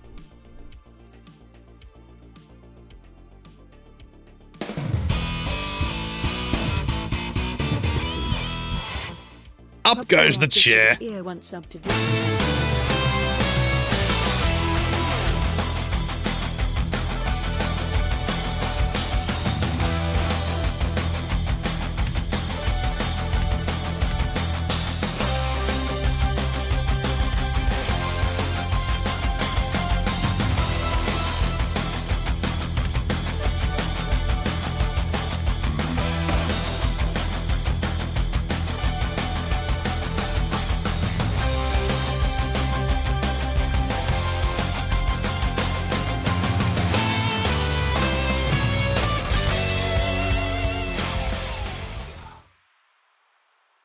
Crowbar, you're a fucking legend. Merry January, we've hit the 50. Thank you very much for that, dude. I appreciate it.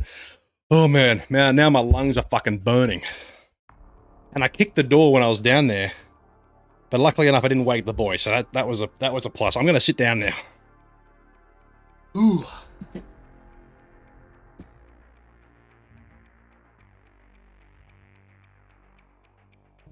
Ooh. Oh man, now it's really fucking hot in this room. I don't think the aircon's really fucking helping. Crowbar, who'd we gift that sub to? Doogie Hauser 05. Doogie Hauser, you're in chat, make yourself known, my dude. I'm bugging. Let's listen to some tunes and let Dylbo catch his breath, hey? What do you reckon? I hear you're alive. How disappointing. I've also survived. No, thanks to you. Did I not bring you some glee, mister? Oh, look at me. How long does this go for? 2 minutes. All right. All the memories of Ooh. I'm a little buggered. Dylbo's all exhausted. From that Crowbar sub to Doogie Hauser 05. Did you ever even care with your swords and your stupid hair? Now watch me laugh as I burn Matt Heafy. memories of you. Ladies and gentlemen, you've been the most beautiful audience. Remember to toss a coin if you can. If anyone needs me, I'll be at the bar. What for do you yearn? Ooh. It's the point of no return. After everything we did, we saw. You turn your back on me. What for do you yearn? This is actually pretty good. I didn't expect it to kick up like this.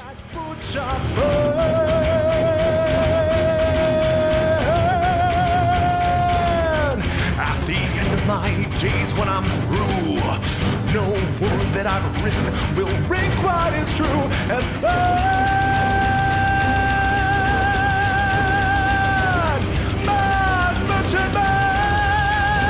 fuck, that high. Burn, butcher, burn, burn, burn, burn, burn, burn, burn, burn. Watch me burn, old memories of you. Okay, that was fucking sick. We all agree that was good, right? That was really fucking cool. All right, let's check out this clip from Siege. Wrong button. All the memories of ooh. I'm a little buggered. Dilbo's all exhausted. Wow, my audio is really loud. Crowbar sub to Doogie Howser 05. My audio is super loud. Hey, why didn't anybody tell me my voice was so fucking loud in comparison to the background? Or is it fine? Before I go touching it, is it okay? Is it fine? Or is it, because that seems like it's like screaming over the top of everything in the background. That's really fucking loud. It's fine? It's fine. Okay, we won't touch anything. We won't touch it. It's fine. I found it fine. Good. Okay, cool. I'm going to download that and I'm going to upload that to everywhere. Because I couldn't actually tell whether I was hitting like the vibrato or not because my headphones, I can't hear anything on the inside. Anyway. Has anybody watched season 2 of The Witcher? Because I didn't actually recognize that song until it got towards the end. I was like, ah, okay. You keep touching it and wondering why it keeps... You cheeky bugger. Oh, man.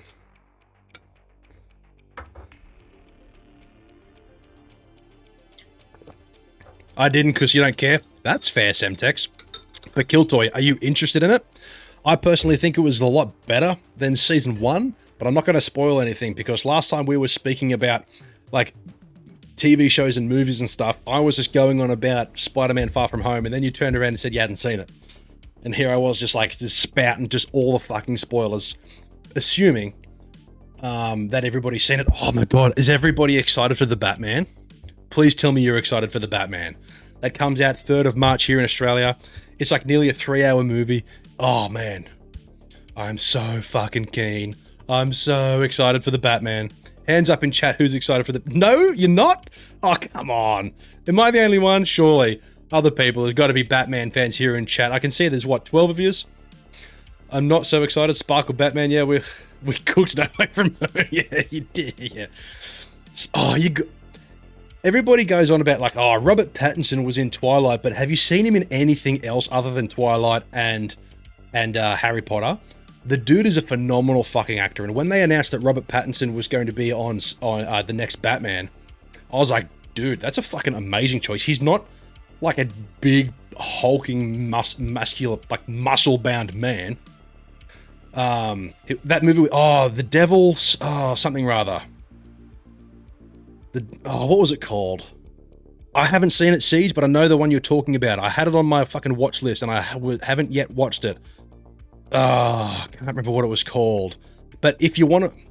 Yeah, I don't know what it was. I can't remember what it was called, but if you want to watch a good Robert Pattinson and Willem Dafoe film, watch The Devil All the Time. That was it. Watch The Lighthouse. It's a black and white film. It's dirty. It's nasty. It's funny. It's fucking amazing.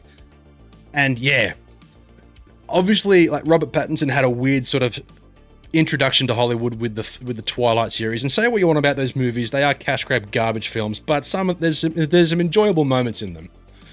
But the dude as an actor has proven to the world that he is a solid fucking... He's a force to be reckoned with in the acting world, right? And it was... The Batman was initially going to be like Ben Affleck, right? It was going to be like a solo Ben Affleck Batman film, which I would have been all for, because I really, really liked Ben Affleck's Batman. They could have done their own thing with that. But obviously this is now going to be its entirely their own thing. The baseball scene where they have that Muse song in the background, that's a fucking cool scene. Was he in Harry Potter first? I thought he was in, like... I thought it was kind of in between, because there were so many Harry Potters and so many fucking Twilights. I kind of got them mixed up. I didn't realize he was in Harry Potter first. He was good in Harry Potter, Cedric Diggory. Yeah, you're right, because, like, he was older, like, in, Twilight, wasn't he? And, like, in Harry Potter, he still, like, looks very young. Not that he didn't look young in Twilight, but he looked younger in Harry Potter. Well, there you go. I didn't know that. See, I've seen the Harry Potter films, but I haven't seen all of the Twilight films. What can I say? I'm not like the fucking... The only Twilight film I've seen at the cinemas, and it was a drive-in cinema where Toy Story 3 was on first, was Twilight Eclipse. I think it was Twilight Eclipse. There was like a war... All I remember, I took my girlfriend at the time to see it, so I didn't actually watch much of the film. But I watched the whole thing of Toy Story 3. That's a fucking fantastic film. But, it was I think it was Twilight 3 or Twilight Eclipse where there was like a battle between like the vampires and I think it's werewolves or something or whatever they are. And they were like ripping each other's heads off and they were turning into like ceramic and shit. I was like, wow, this is actually pretty neat. Like the rest of the series can go fuck itself. But that battle was like, you know what? I'm into it. That was pretty cool. So I will say that like some of the Twilight movies had some things going for it. And you know who else has proven themselves to be a good actor nowadays, and I'll fucking stand by my statement here? Kristen Stewart. Or Kristen Stewart, or whatever her name is. She's fucking awesome. Have you seen Underwater? Those who like Alien, watch Underwater. Underwater is like a love letter to Alien, and it's really fucking good. And I'm like the only person on planet Earth who like actually enjoyed the remake of Charlie's Angels. I know it's fucking embarrassing to say that. I mean, people might think that, but I fucking liked that movie. I thought it was decent. I thought it was pretty good. Don't have the time to watch all these films. Have I seen those TikToks where the dude is like, J.K. Rowling just copied Star Wars? I have not. But that's interesting. Siege, can you send me the videos or send me the links?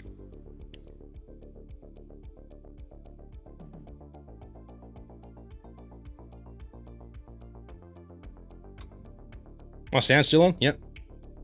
Oh, man. Oh, there we go. Here comes the rain. We were talking about rain earlier. It's going to make everything muggy because it's really fucking hot. So all it's going to do is just wet everything. Then it's going to be really muggy and gross. Thanks, summers in Australia. What were we talking about? We were talking about something way before. Oh, the Batman. The Batman. In The Runaways wasn't bad. The Runaways. She was decent. She was decent in a film. Like it was a... What was it film? What was it called? It was a Netflix film that came out last year with Mackenzie Davis where she played in like a lesbian couple at like a Christmas gathering at like her girlfriend's like family. That was a decent like rom-com, sort of Christmas themed rom-com. That was okay. I enjoyed that. But Kristen Stewart as just an actor. Oh, American Ultra with Jesse Eisenberg. Have you seen that? That's a fucking great movie. Watch that. That's a fucking banger of a film. Star Wars. All right, let's watch these from Siege. Just sending me these links. Hold on, let's pause it for a second. I'm only watching one TV show and that takes up all of your time. About Joan Jett. Yeah, okay. That makes sense. But she's also playing, and she's perfect for this role. Not that I'm really like into like the royal family by any stretch of the imagination. Like I think the whole thing should just fucking burn in a house fire. But she's actually playing Princess Diana in a film called Spencer, and you see her in the makeup. She's fucking spitting image of fucking Princess Diana. I think she's going to blow that fucking role away. Each episode is 2 hours and 15 minutes. What are you watching, Semtex? The royal family can go to hell? Yeah, I agree. There's no fucking reason for them to exist anymore. It's so fucking stupid. And people are so into it like it's reality TV. It's fucking crazy. Anyway, let's watch what Siege sent me. J.K. Rowling ripped off Star Wars. Changed my mind. Not write a masterpiece. She wrote Star Wars with sucky lightsabers. She did. It is a direct ripoff of Star Wars. I am positive of it. Have you ever looked at them side by side? Oh, what do we have here? It's a young, male, orphaned protagonist who, for his own safety, has been sent to live with his aunt and uncle until a mysterious bearded stranger, who's actually the one to deliver him to his aunt and uncle when he was a baby, comes into his life and starts to teach him about this ancient kind of magic. Granted, he's going to learn a lot more about this magic from an older, wiser wizard who's high most of the time. Regardless, his uncle is totally against this magic stuff. He won't even tell him what really happened to his parents. But against his uncle's wishes, he leaves home for the very first time, makes some new friends, meets a pretty, impetuous young girl, and though there will be an odd sexual tension between the two of them throughout, he will only ever love her like a sister while she struggles with the feelings that she has for his best friend, the scruffy comic relief.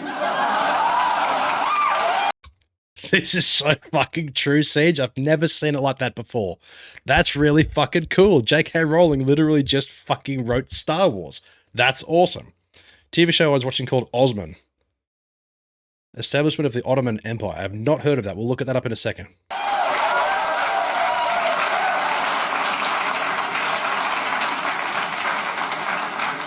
And then he learns of the existence of this supervillain who killed his parents with his sorcerer's ways before he started calling himself Lord something or the other. But quite fortunately, it turns out that our hero is naturally good at flying and locating incredibly small targets.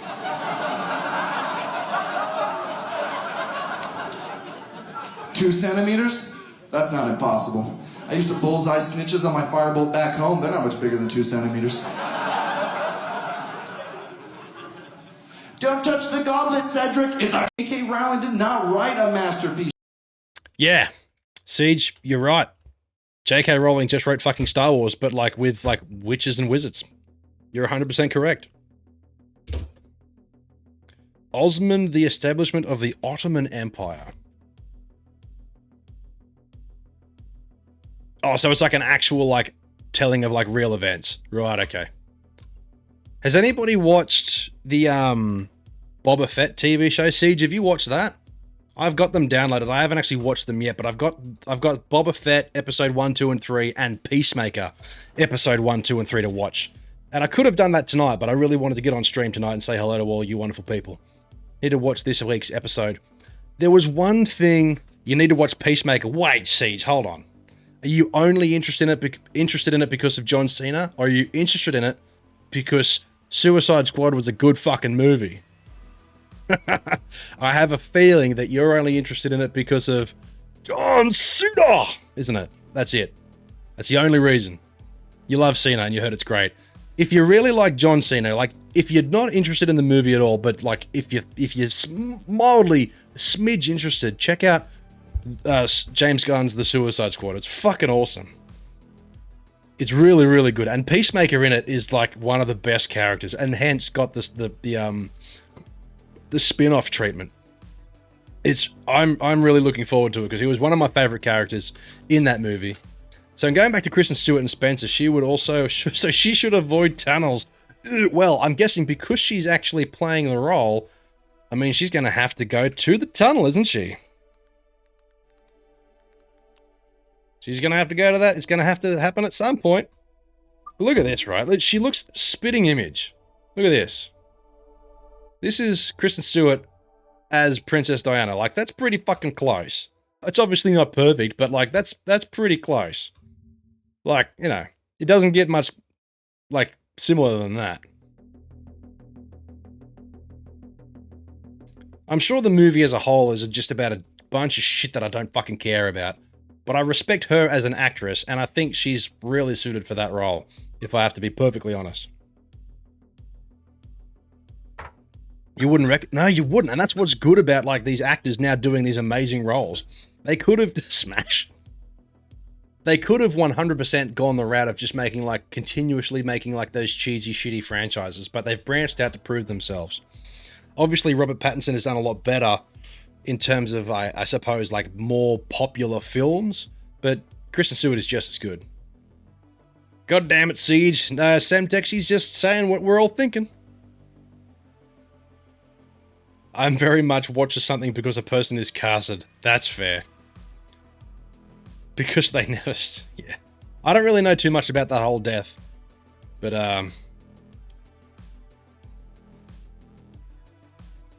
fuck it hell. So, PJ Ball has just sent me a screenshot of something that is hilarious. Done better than Taylor Lautner. Is Taylor Lautner like still alive? Isn't he coming back for like Shark Boy and Lava Girl or something? I don't know. Not that I've seen it. I know he did like a couple of like solo films, but like yeah, he hasn't stayed relevant. He's the kind of guy though who you can tell like he doesn't have a lot of acting range. He's like an action star kind of deal, like Pretty Boy, and that's pretty much it, right? But Robert Pattinson's kind of expanded out into being like an actor with range. Anyway, look at this. This is what Phil just sent me. Adele fans slam singer for cancelling Vegas show with just 24 hours notice. Some fans reportedly paid up to $30,000 for tickets. Tara Reid moved to Sharknado. Tara Reid was never like that good, right? Like she wasn't a very good actor to begin with. Let's look at this. Fucking hell. Let's see if we can find this. It's a slap in the face. Adele fans flying to Vegas. Here we go. What's the difference? Hold on. There's going to be an ad. What's the difference between Diana and Casper the Ghost? Casper can go through walls. Diana can't. That's a good movie. I watched the part of that the other day. Does anybody remember watching Casper the Ghost? That's a fucking good movie. That's a fun and terrifying movie. It's a slap in the face. Adele, here we go, let's get rid of that. Adele fans flying to Vegas lash out at singer for postponing Caesars Palace residency 24 hours before the show after paying up to $30,000 for a ticket. Star blames COVID outbreak and might even... An event might not go ahead until April. Imagine you've bought super expensive tickets, you've booked a flight to another country only to be told that that event has been cancelled for another couple of months, possibly forever. You would be fucking pissed. I mean, there's nothing much you can do about it. It's kind of inevitable at this point. But holy shit. The tickets cost anywhere between $85 to $680 for Ticketmaster verified fans, with some changing hands for $30. I don't know how they would possibly fucking sell tickets for $30,000. Oh, here we go. Billboard estimated Adele brought in $50 million in ticket sales from pre-sales from upcoming weekends. Singer taking home $685,000 for her performance. Fucking hell, she's earning a lot of money. I remember I used to play shows and was lucky I'd get $25. Why is die like a mobile phone? They both die in tunnels. Fucking hell, Kilto, he's coming out with the goods. Get to see Kiss in March after it being postponed for 2 years. The problem with that, Ballistophobic, from what my mum's been to see Kiss plenty of times, and apparently, at this point, they are just too fucking old. There's some bands like Rolling Stones and, Deep Purple that no matter how old they get, they're still... entertaining enough and talented enough to play the music, but apparently Kiss are it's a good show and a spectacle, but apparently it's just not the same. They're just too fucking old at this point. I'd like to see Kiss. I used to be a big fan of Kiss when I was a kid. Saw Ace Frehley when they opened for Alice Cooper in Canberra when he was here on his own. Yeah, right, okay, because my mum said the last time they saw Kiss, Ace Frehley, he's just not hitting those high notes as good as he used to anymore, and it's just, she wants to kind of preserve the memory of when they were good back in the 80s compared to now. The last time I saw AC/DC, for example, I saw AC/DC for the first time in 2010, and it was one of the best concerts I've ever been to. It was phenomenal. It was phenomenal. And then I saw him again, I think it was 2014, their last tour to Australia with Brian Johnson, and it just wasn't as good. They were still good, but it just, something seemed a bit off about it. And I knew, obviously, eventually they would end up disbanding and coming back later, but all that. But, yeah, it was a bit fucking weird. I know, Siege. Have you, PJ Ball, have you seen that as well? This is a fucking crazy, crazy massive lineup. And the fact that it could even be possible to have all of those bands playing at the one event is, yeah, Siege, if you're calling another Firefest 2.0, you could be right. Axel, please, you're hurting the... Yeah, Axel Rose, just don't, mate, just don't. I would have loved to seen Guns N' Roses, if I was old enough in the 80s to go see it. I wasn't even around in the 80s. MySpace 2.0 in... Oh, what would it take for Tom from MySpace to come back and just like buy back MySpace or create a new social media, and we can all go back to the good old days of social media, where your profile, you could have like, you know, you can edit it to look and sound the way you wanted to, and you learn codes to make everything customizable, and you have like your top friends and shit, HTML code writing in your background. That's right, it'd be fucking awesome. Bring back... MySpace still exists. I can still log into my MySpace account. It doesn't work. It's broken as fuck. You can't see anything, and there's nothing on there, but it still exists.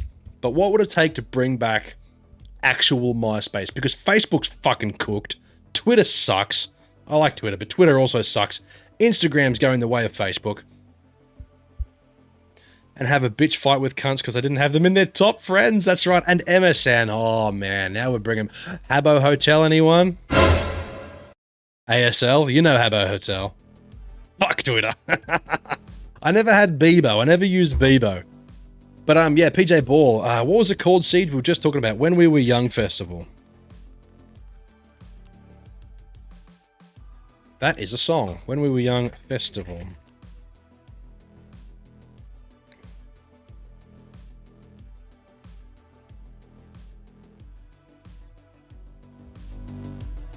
Lots of cunts on Twitter these days, yeah. So look at this fucking lineup, right? If this is legit, this is going to be one of the best festival lineups in music history. If you're into this genre.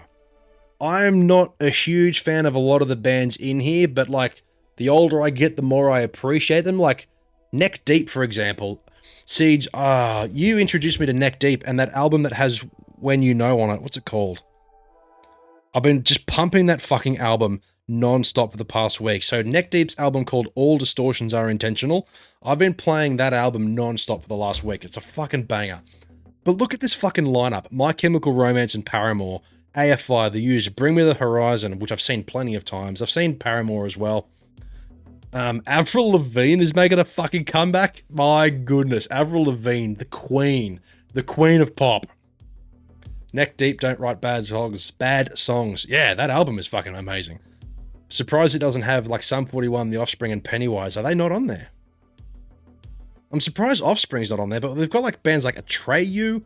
They're a little more metal compared to like the rest of them. Like Motionless in White, they're all Black Veil Brides, Ice Nine Kills, Silverstein, All American Rejects. There's only one song of theirs I actually know of.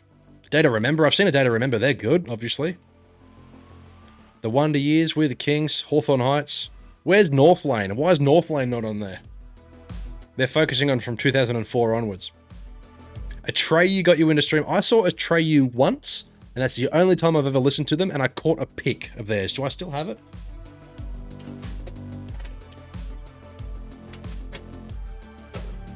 If I knew where my plectrum container was, I'd be able to have a look.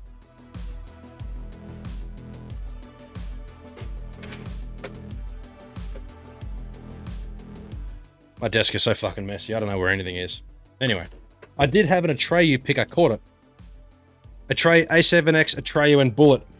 Do you remember Siege City? It was that, I'm sure you went to that concert. It was a festival called No Sleep Till Sydney, and Megadeth was the headliner. Parkway Drive played right before Megadeth. Before that, it was Atreyu. What was that lineup? It was so good. No Sleep Till Sydney. Yeah, we went to that, Siege City. Yeah, you went to A Day to Remember. I went to Megadeth because there was like NoFX. I went to saw NoFX because you were right into them at the time. I didn't really care much for them. Parkway Drive. I saw Gwar there. I've seen Gwar a few times. I didn't see Suicide Silence. I saw 3 Inches of Blood and We Came as Romans. House vs. Hurricane. Heroes for Hire. Confession. We talked about Confession the other day. Yeah, that's right. Atreyu. So yeah, I saw Atreyu. I think, yeah, it was on the main stage where it was like Atreyu, Parkway Drive, and then Megadeth. What a great fucking show that was. That was a lot of fun. I remember I was watching 3 Inches of Blood, and that was fairly early in the day. It was like 11 o'clock, I'm pretty sure. And we'd driven all the way down there, and I remember, Seeds, I'm not sure if you remember this.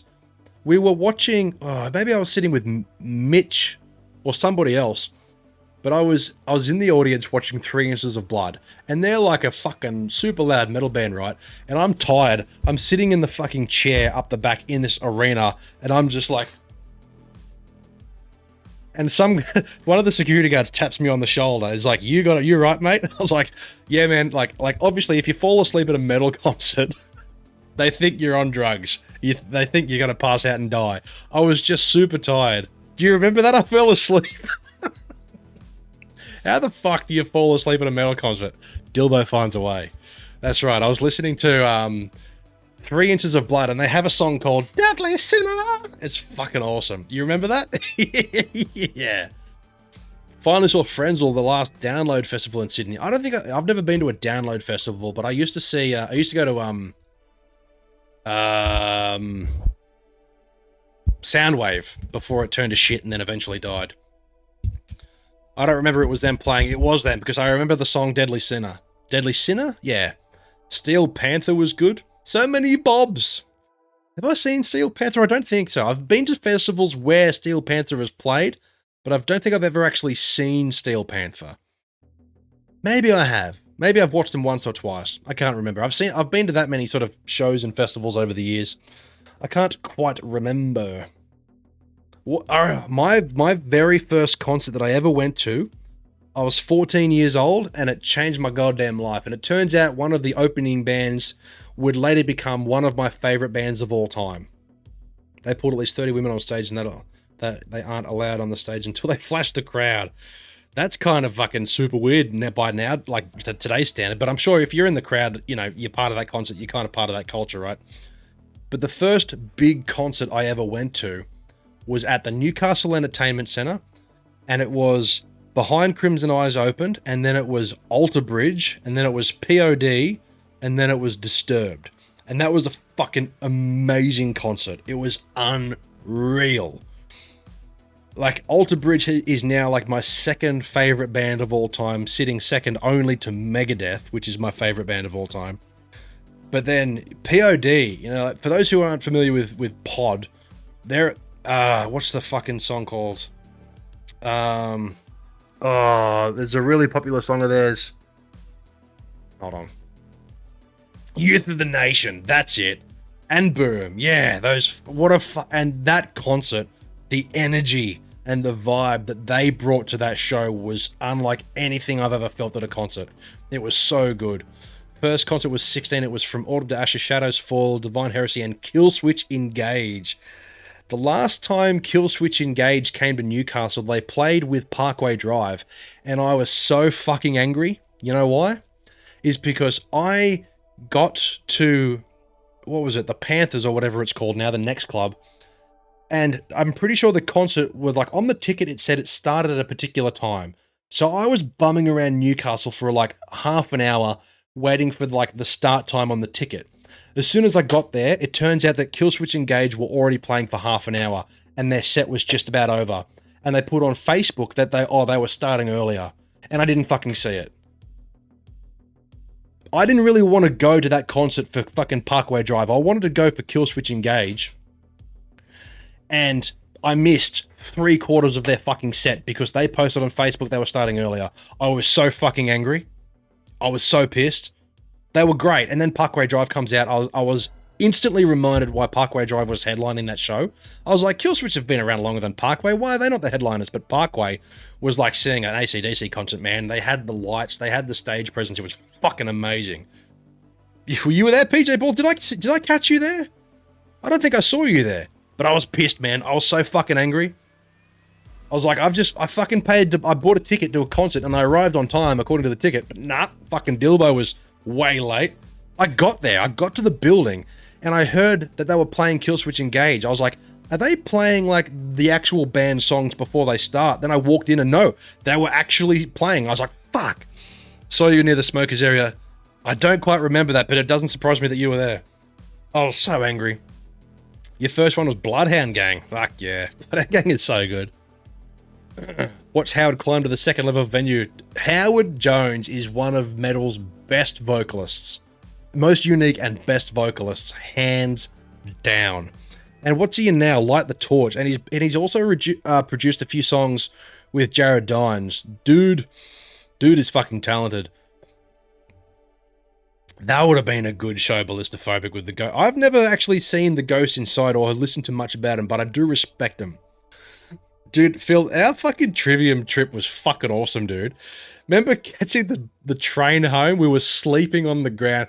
So PJ Ball and I, we took a trip to Sydney one day to see who opened before them. It was another band, like a death metal band, and then Polaris, who I'd never heard before. Polaris was fucking awesome. This was at the Sydney Roundhouse Theatre, and then Trivium played, and I think Polaris stole that show. Trivium were good, but I think Polaris genuinely stole that show. But then 2016, yeah, it would have been. Because I moved back from Sydney at that point. I wasn't living in Sydney when we went to that, because we caught the train home, and it was 4 a.m. because the train didn't leave until like 2 a.m. or whatever. And I remember getting my train ticket, like slapping it to my forehead, and then we were like lie down in the middle of the train so we could get some sleep. And we thought if we stick our train tickets to our foreheads, and if the train people come walking through checking if they've got tickets, they'll see these dudes sleeping on the ground. Smell like shit. Just been to a metal concert. These dudes are asleep on the bottom of a train carriage with a fucking train ticket stuck to our foreheads. Good thing we actually woke up when we got back to our stop, because we could have easily just kept going and it would have been 5 or 6 o'clock in the morning by the time we got home. But man, I kind of miss doing those trips to Sydney. You see a show and then you've got to bum around for hours until it was like Soundwave, right? You'd go to Soundwave, you'd be there all fucking day. You'd watch all the bands, and then it would wrap up at like 11, 12 o'clock, and then you wouldn't be able to get home until the train wouldn't arrive until like 2:30 a.m. So what do? You bum around Sydney until you could fucking find a way home. Couldn't think of anything. Oh yeah, nowadays, with my energy levels, I'd be fucked. If Soundwave or any of those things like those festivals were to happen again, I would 100% book a hotel. There's no way I'd like go down there and like catch the train home. I'd pay for a hotel. I have more money now I'm an adult in comparison to back then. Well, not right now, but like in the grand scheme of things, yeah. I think the most amazing thing was figuring out what bus to get from where, and we got off the train. Yeah, I remember. What a trip. Because I've never been to the Roundhouse before, so I'm glad you knew where it was. Go to 2 shows in 1 week. Memphis Mace Fight. Tonight Alive. Oh, Tonight Alive. I met them a very, very, very long time ago in Sydney. And they're a phenomenal group. They haven't done anything in a long time either. Tonight Alive are a fucking amazing band. TGI, The Ghost Inside, Buried in Verona, Devil Was Prada, Architects, and Amity Affliction. I remember having to play 2 shows within 1 week. That was fucking hard enough, let alone going to 2 shows. Oh man, I miss going to see concerts because, oh man, I just miss the energy and the sound. The last concert, what was the last concert that I went to? The last few shows that I've seen, the last one I went to by myself was Machine Head in Sydney. Stand Atlantic took over Tonight Alive. Stand Atlantic, they took over, yeah. Well, Tonight Alive haven't done anything in a while, right? They haven't produced anything. I looked them up the other day. They haven't brought anything out. And Stand Atlantic are a good band. But Tonight Alive, they brought out,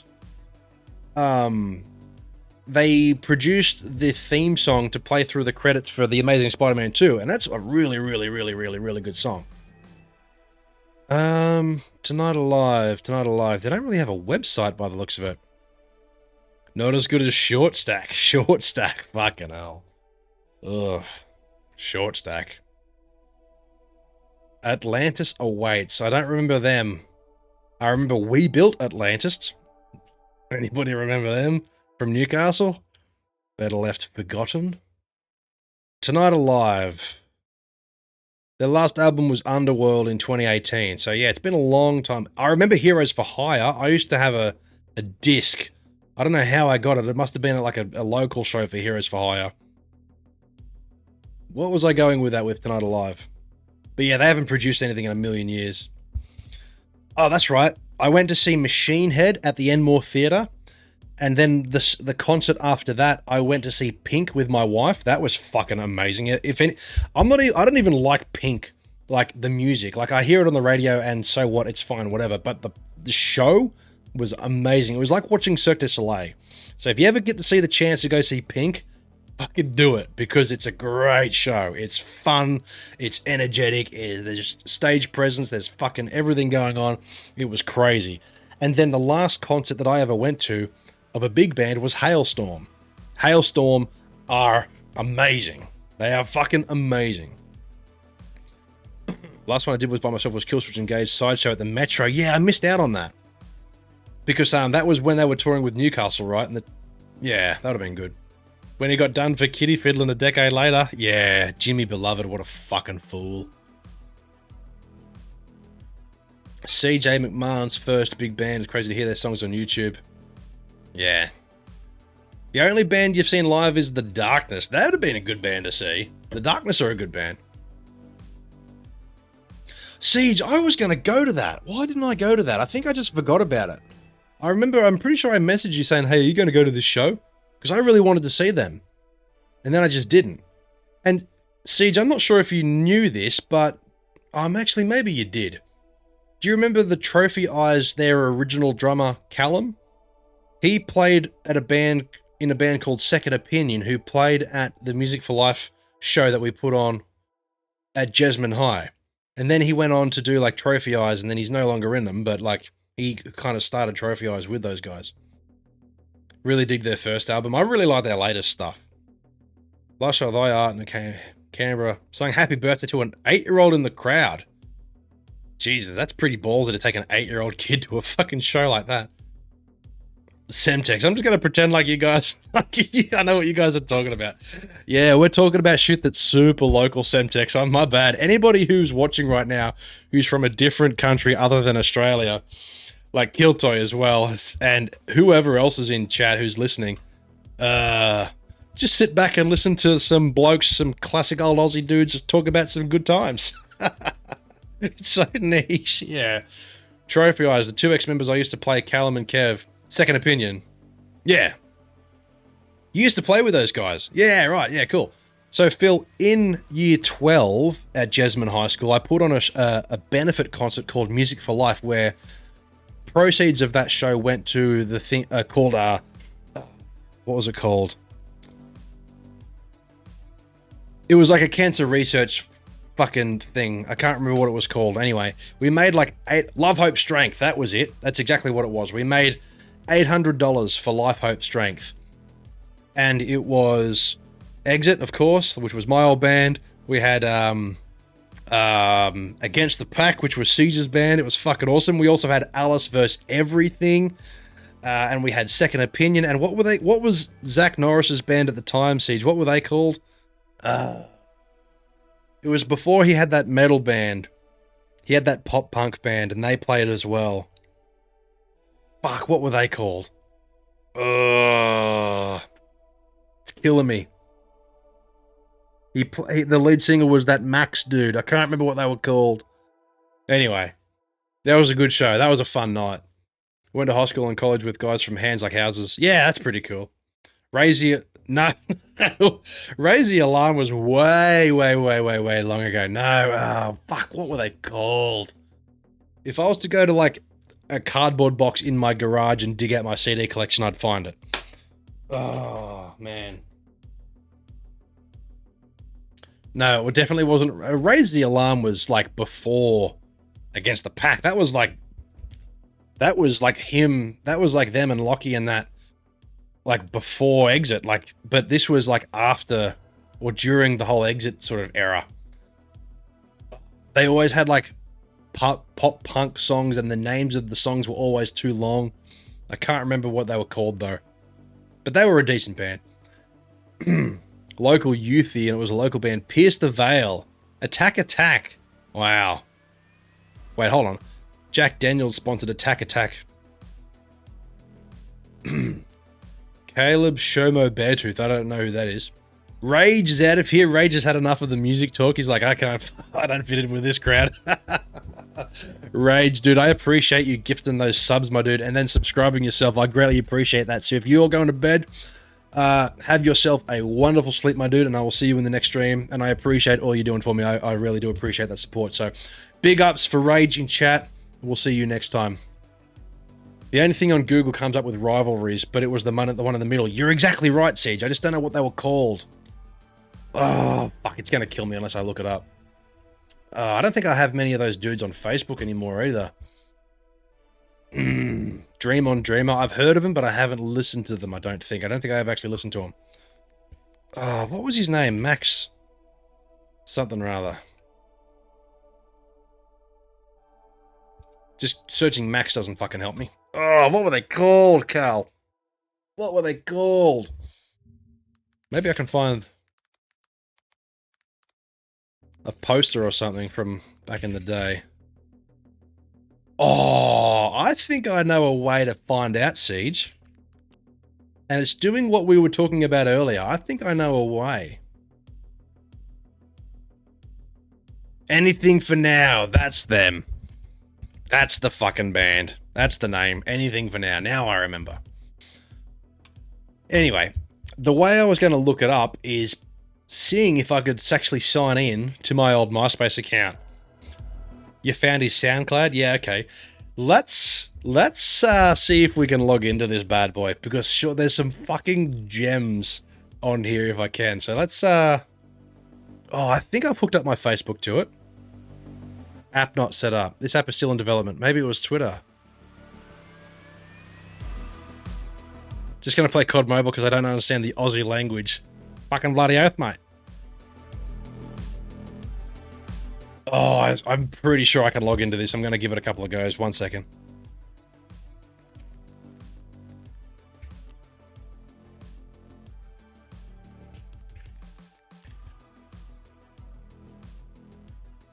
Haha, we are in. Yes. I remember going to an open mic night when I was like 15, 16, the band came on and we're doing 13 Ratum covers and the vocalist sounded exactly like, I don't know who that is, Zach De La Rocha. They were insanely awesome. That's good. Alrighty. Well, ladies and gentlemen, I have logged in to my MySpace account from a gazillion years ago. Rage Against the Machine. Right, okay. And this is what MySpace looks like now. It is a broken pile of shit that somehow still has like advertisements for modern events, which we saw on the homepage just then. They tried to turn MySpace into like a music thing because a lot of bands came out of the MySpace era. But this, what's this? My cover image. The screen is yours. Go big, select. All right, we'll just go with that. So this is what MySpace is now. And there's just, here's my top friends list from back then. This would have been, I don't even know what year. But I'm pretty sure some photos. Wow, fucking hell. Here we go, a throwback for little old Dylbo. Pimple-faced Dylbo. My goodness, Toby, that was this was me testing out whether the photo, there's so many photos on here that just don't load. This was me being like, what do you guys think? I photoshopped a tattoo. What do you guys think? 2010. Wow, okay. This is photoshopped until I get it done. So here I was being like wondering what I should do. And then I eventually just got it done anyway, right? I got it done properly. So, you know, it happened eventually. Wasn't too long after that. Anyway, we closed this down. Yeah, we were talking about Rachel the other day because she's got a couple of kids now. I could show you some fucking horror show of her when you were younger. Snake bites. I never had snake bites. 2010, alpha male right there. Well, let's have a bit of a scroll and have a look at the photos. Look at this caption. Are you seeing this?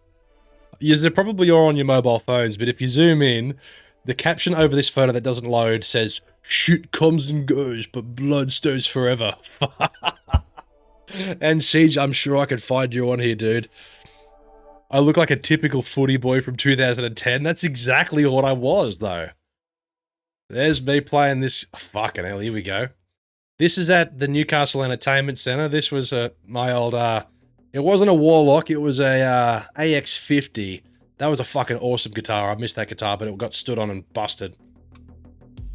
And then, for some reason, this was in high school, we played this show, and for some reason we dressed up in suits, and I played Siege. I played with Toby and Greeny, and we covered Ashley by,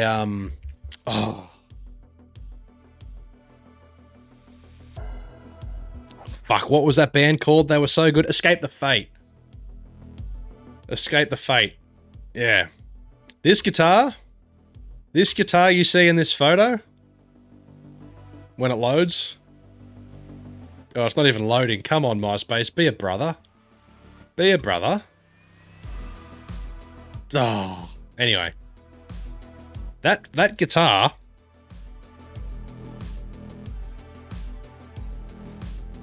is my pride. That guitar is my pride and joy. And that was back when it was brand new. And this thing is a million years old and it needs a lot of attention and care. Because I'm pretty sure the tuning pegs on it and the bridge thing here is completely fucked. But I still own this guitar. It's so good.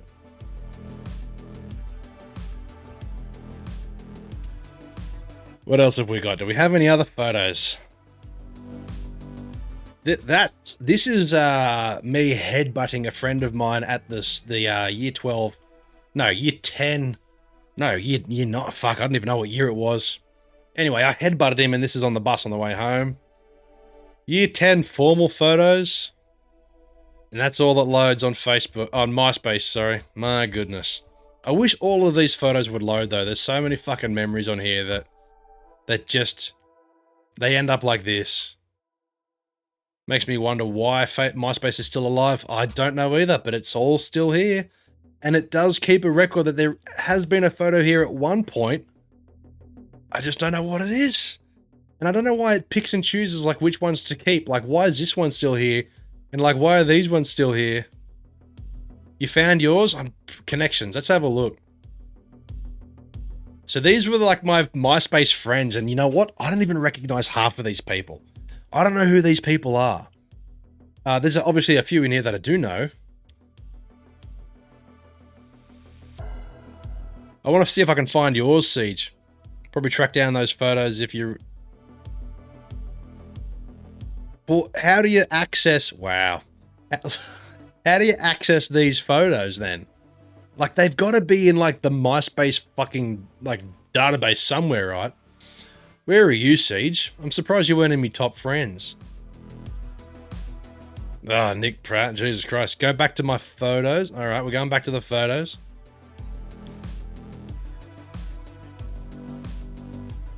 I'm back in the photos. Now what do I do? Because if I click on them, nothing sort of happens.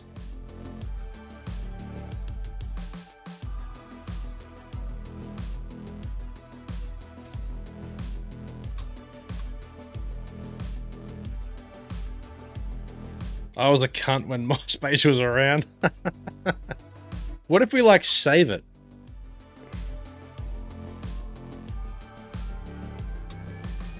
It just doesn't do it. Control-Shift-I. Okay, Control-Shift-I. Control-Shift... Whoop. Wrong button. Hold on. Control-Shift-I. Okay, so it's bringing up all this scribbly-goop now. What do I do with it?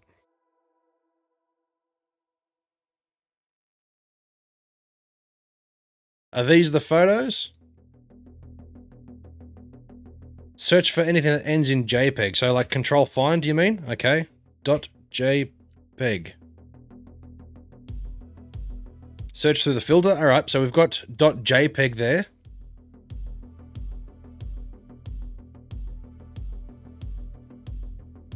Now what do we do? Because I'm so keen to get these photos if I can. Because these are memories and a half, that's for sure. There's one there. All right, what am I... Is this it? Now what do I do? Open a new tab.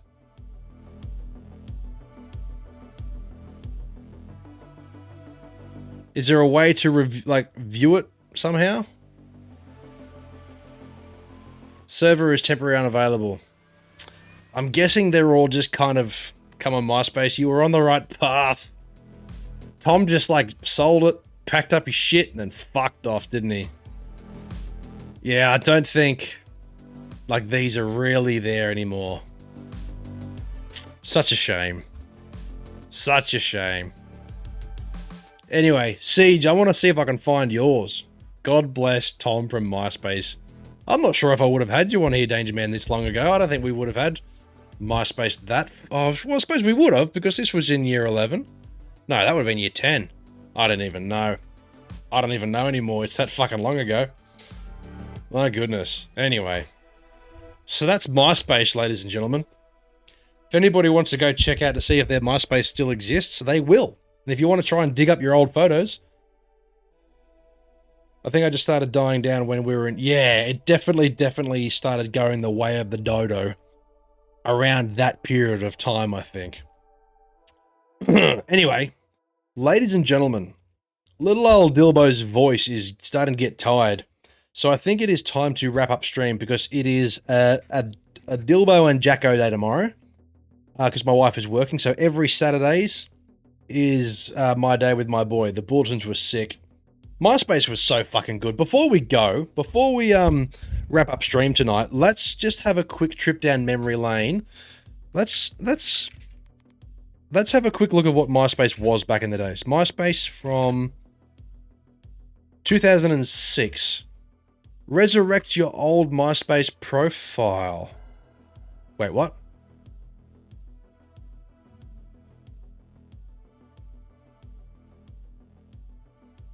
Hold on a minute. What a better way to celebrate than having... check out your old profile photo in Search for Friends in the classic looks at resurrect.myspace.com. Oh, that... It just links to MySpace. Surely we'd be able to find it. Here we go. It's not too late to find your old... Here we go. There's got to be a way to do it, right? If you don't remember the password, click here and enter your username. We'll send you the link on... Click on the mix. Okay. So before we wrap up stream tonight, we're going to see if we can figure this out. On a desktop computer, click on the mixes link. It'll be on the left-hand side of the page on a mobile device. On the mixes page, click on Classic My Photos. Okay. Oh, what? Ooh, I think we've got some nostalgia. All right, what else did it say? Click on My Photos and reveal all of your My Photos, My Playlists, Classic My... There's 8 photos, 26 photos, and 42 photos. Oh, what? Oh, I'm so excited. I am so excited. Is this going to work?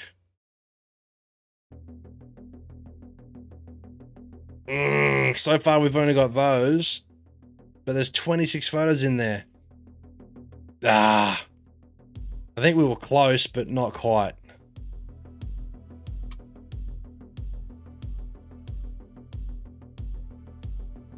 Damn it. Old song profiles, my playlist, the songs definitely aren't there. Nah. Ah, damn.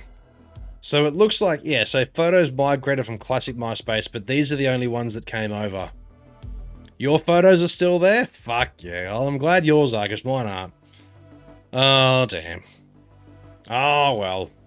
Ladies and gentlemen, we tried. All the photos there, yeah. Anyway.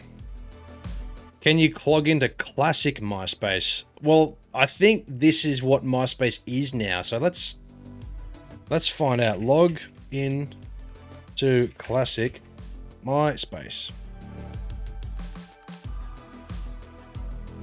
How to log into my old MySpace account. I think this is just by like, how do you log in? Here's a fucking, you know, reset your password kind of thing. Without an email. Yeah. Anyway. Looks like the photos aren't happening for me anyway. But anyway, ladies and gentlemen, thank you for hanging out with little old Dilbo this evening. I greatly do appreciate it. Thank you for the gifted subs, Rage. Thank you for the biddies, Ballistophobic. And thank you for anybody who's watching now who came to my channel from Hover. I've gained a lot of new followers through Hover recently, and I greatly appreciate all your support coming through. Whether you've tuned in tonight and haven't said hello, I appreciate it. It's all well and good. Let's find somebody to send you all over to. Let's see who is live right now, and if there's anybody that we can send you through to. So it looks like everybody I know personally is offline right now, but does anybody in chat have anybody who they can see who's live right now who deserves a raid? I actually have one here in mind. They've got 70 followers. Dance. Stemtex, that's always disappointing. Nobody ever fucking joins in. Nobody ever joins in, do they? And I get super upset because nobody fucking joins in. I deleted it the other day. So, Semtex, we can't even do that anymore. Oh, actually, no, I can do it. We can do it. We can do King of the Pit. We can do King of the Pit. Ladies and gentlemen, come on. Get in chat. Let's mosh. Everybody, let's go. Just type exclamation dance. Why is the music like this? Hold on, let's start this again. We want proper music, right? Unless it doesn't do it when... Hold on a second. We're going to restart it because I want some actual music. Metal music. Alright, where do we go? Mods, all viewers, invitation only, music, loud. Alright, so it doesn't give me an option for music, so it's just let's mosh.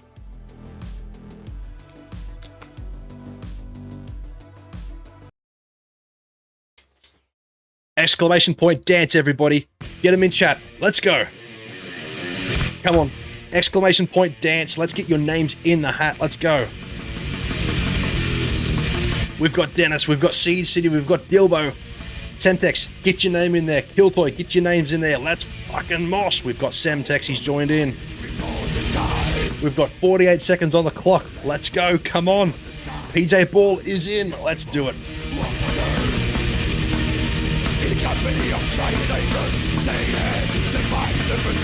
Who else? We've got Danger Man is in the house too. Alright, we're going to prepare this raid for Silver Wolf. Registration's close in 30 seconds. Now, if you want to interrupt the other moshes, all you have to do is type exclamation bottle. And that way you throw bottles. Anyone else, we've got 20 seconds on the clock. Let's go. Let's end the stream on a big one. Let's get the moshes happening. Come on. We can't throw bottles just yet, Seeds. We throw bottles when it starts. But I love your attitude.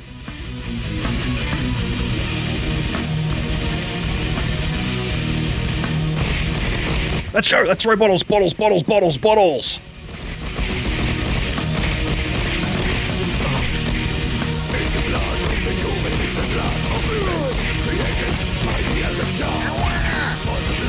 Who's going to be the winner? We've got...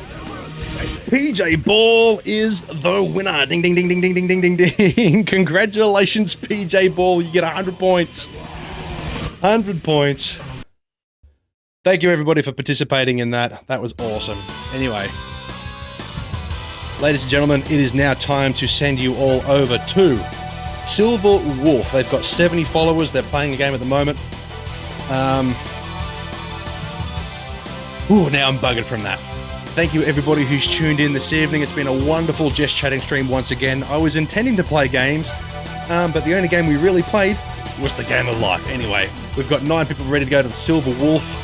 Let's show them some love from the Dilbo camp. Give them some follows if you're interested. And I'll see you potentially tomorrow. Maybe Sunday. We will see. Au revoir, everybody. I appreciate you. I love you all. Good night.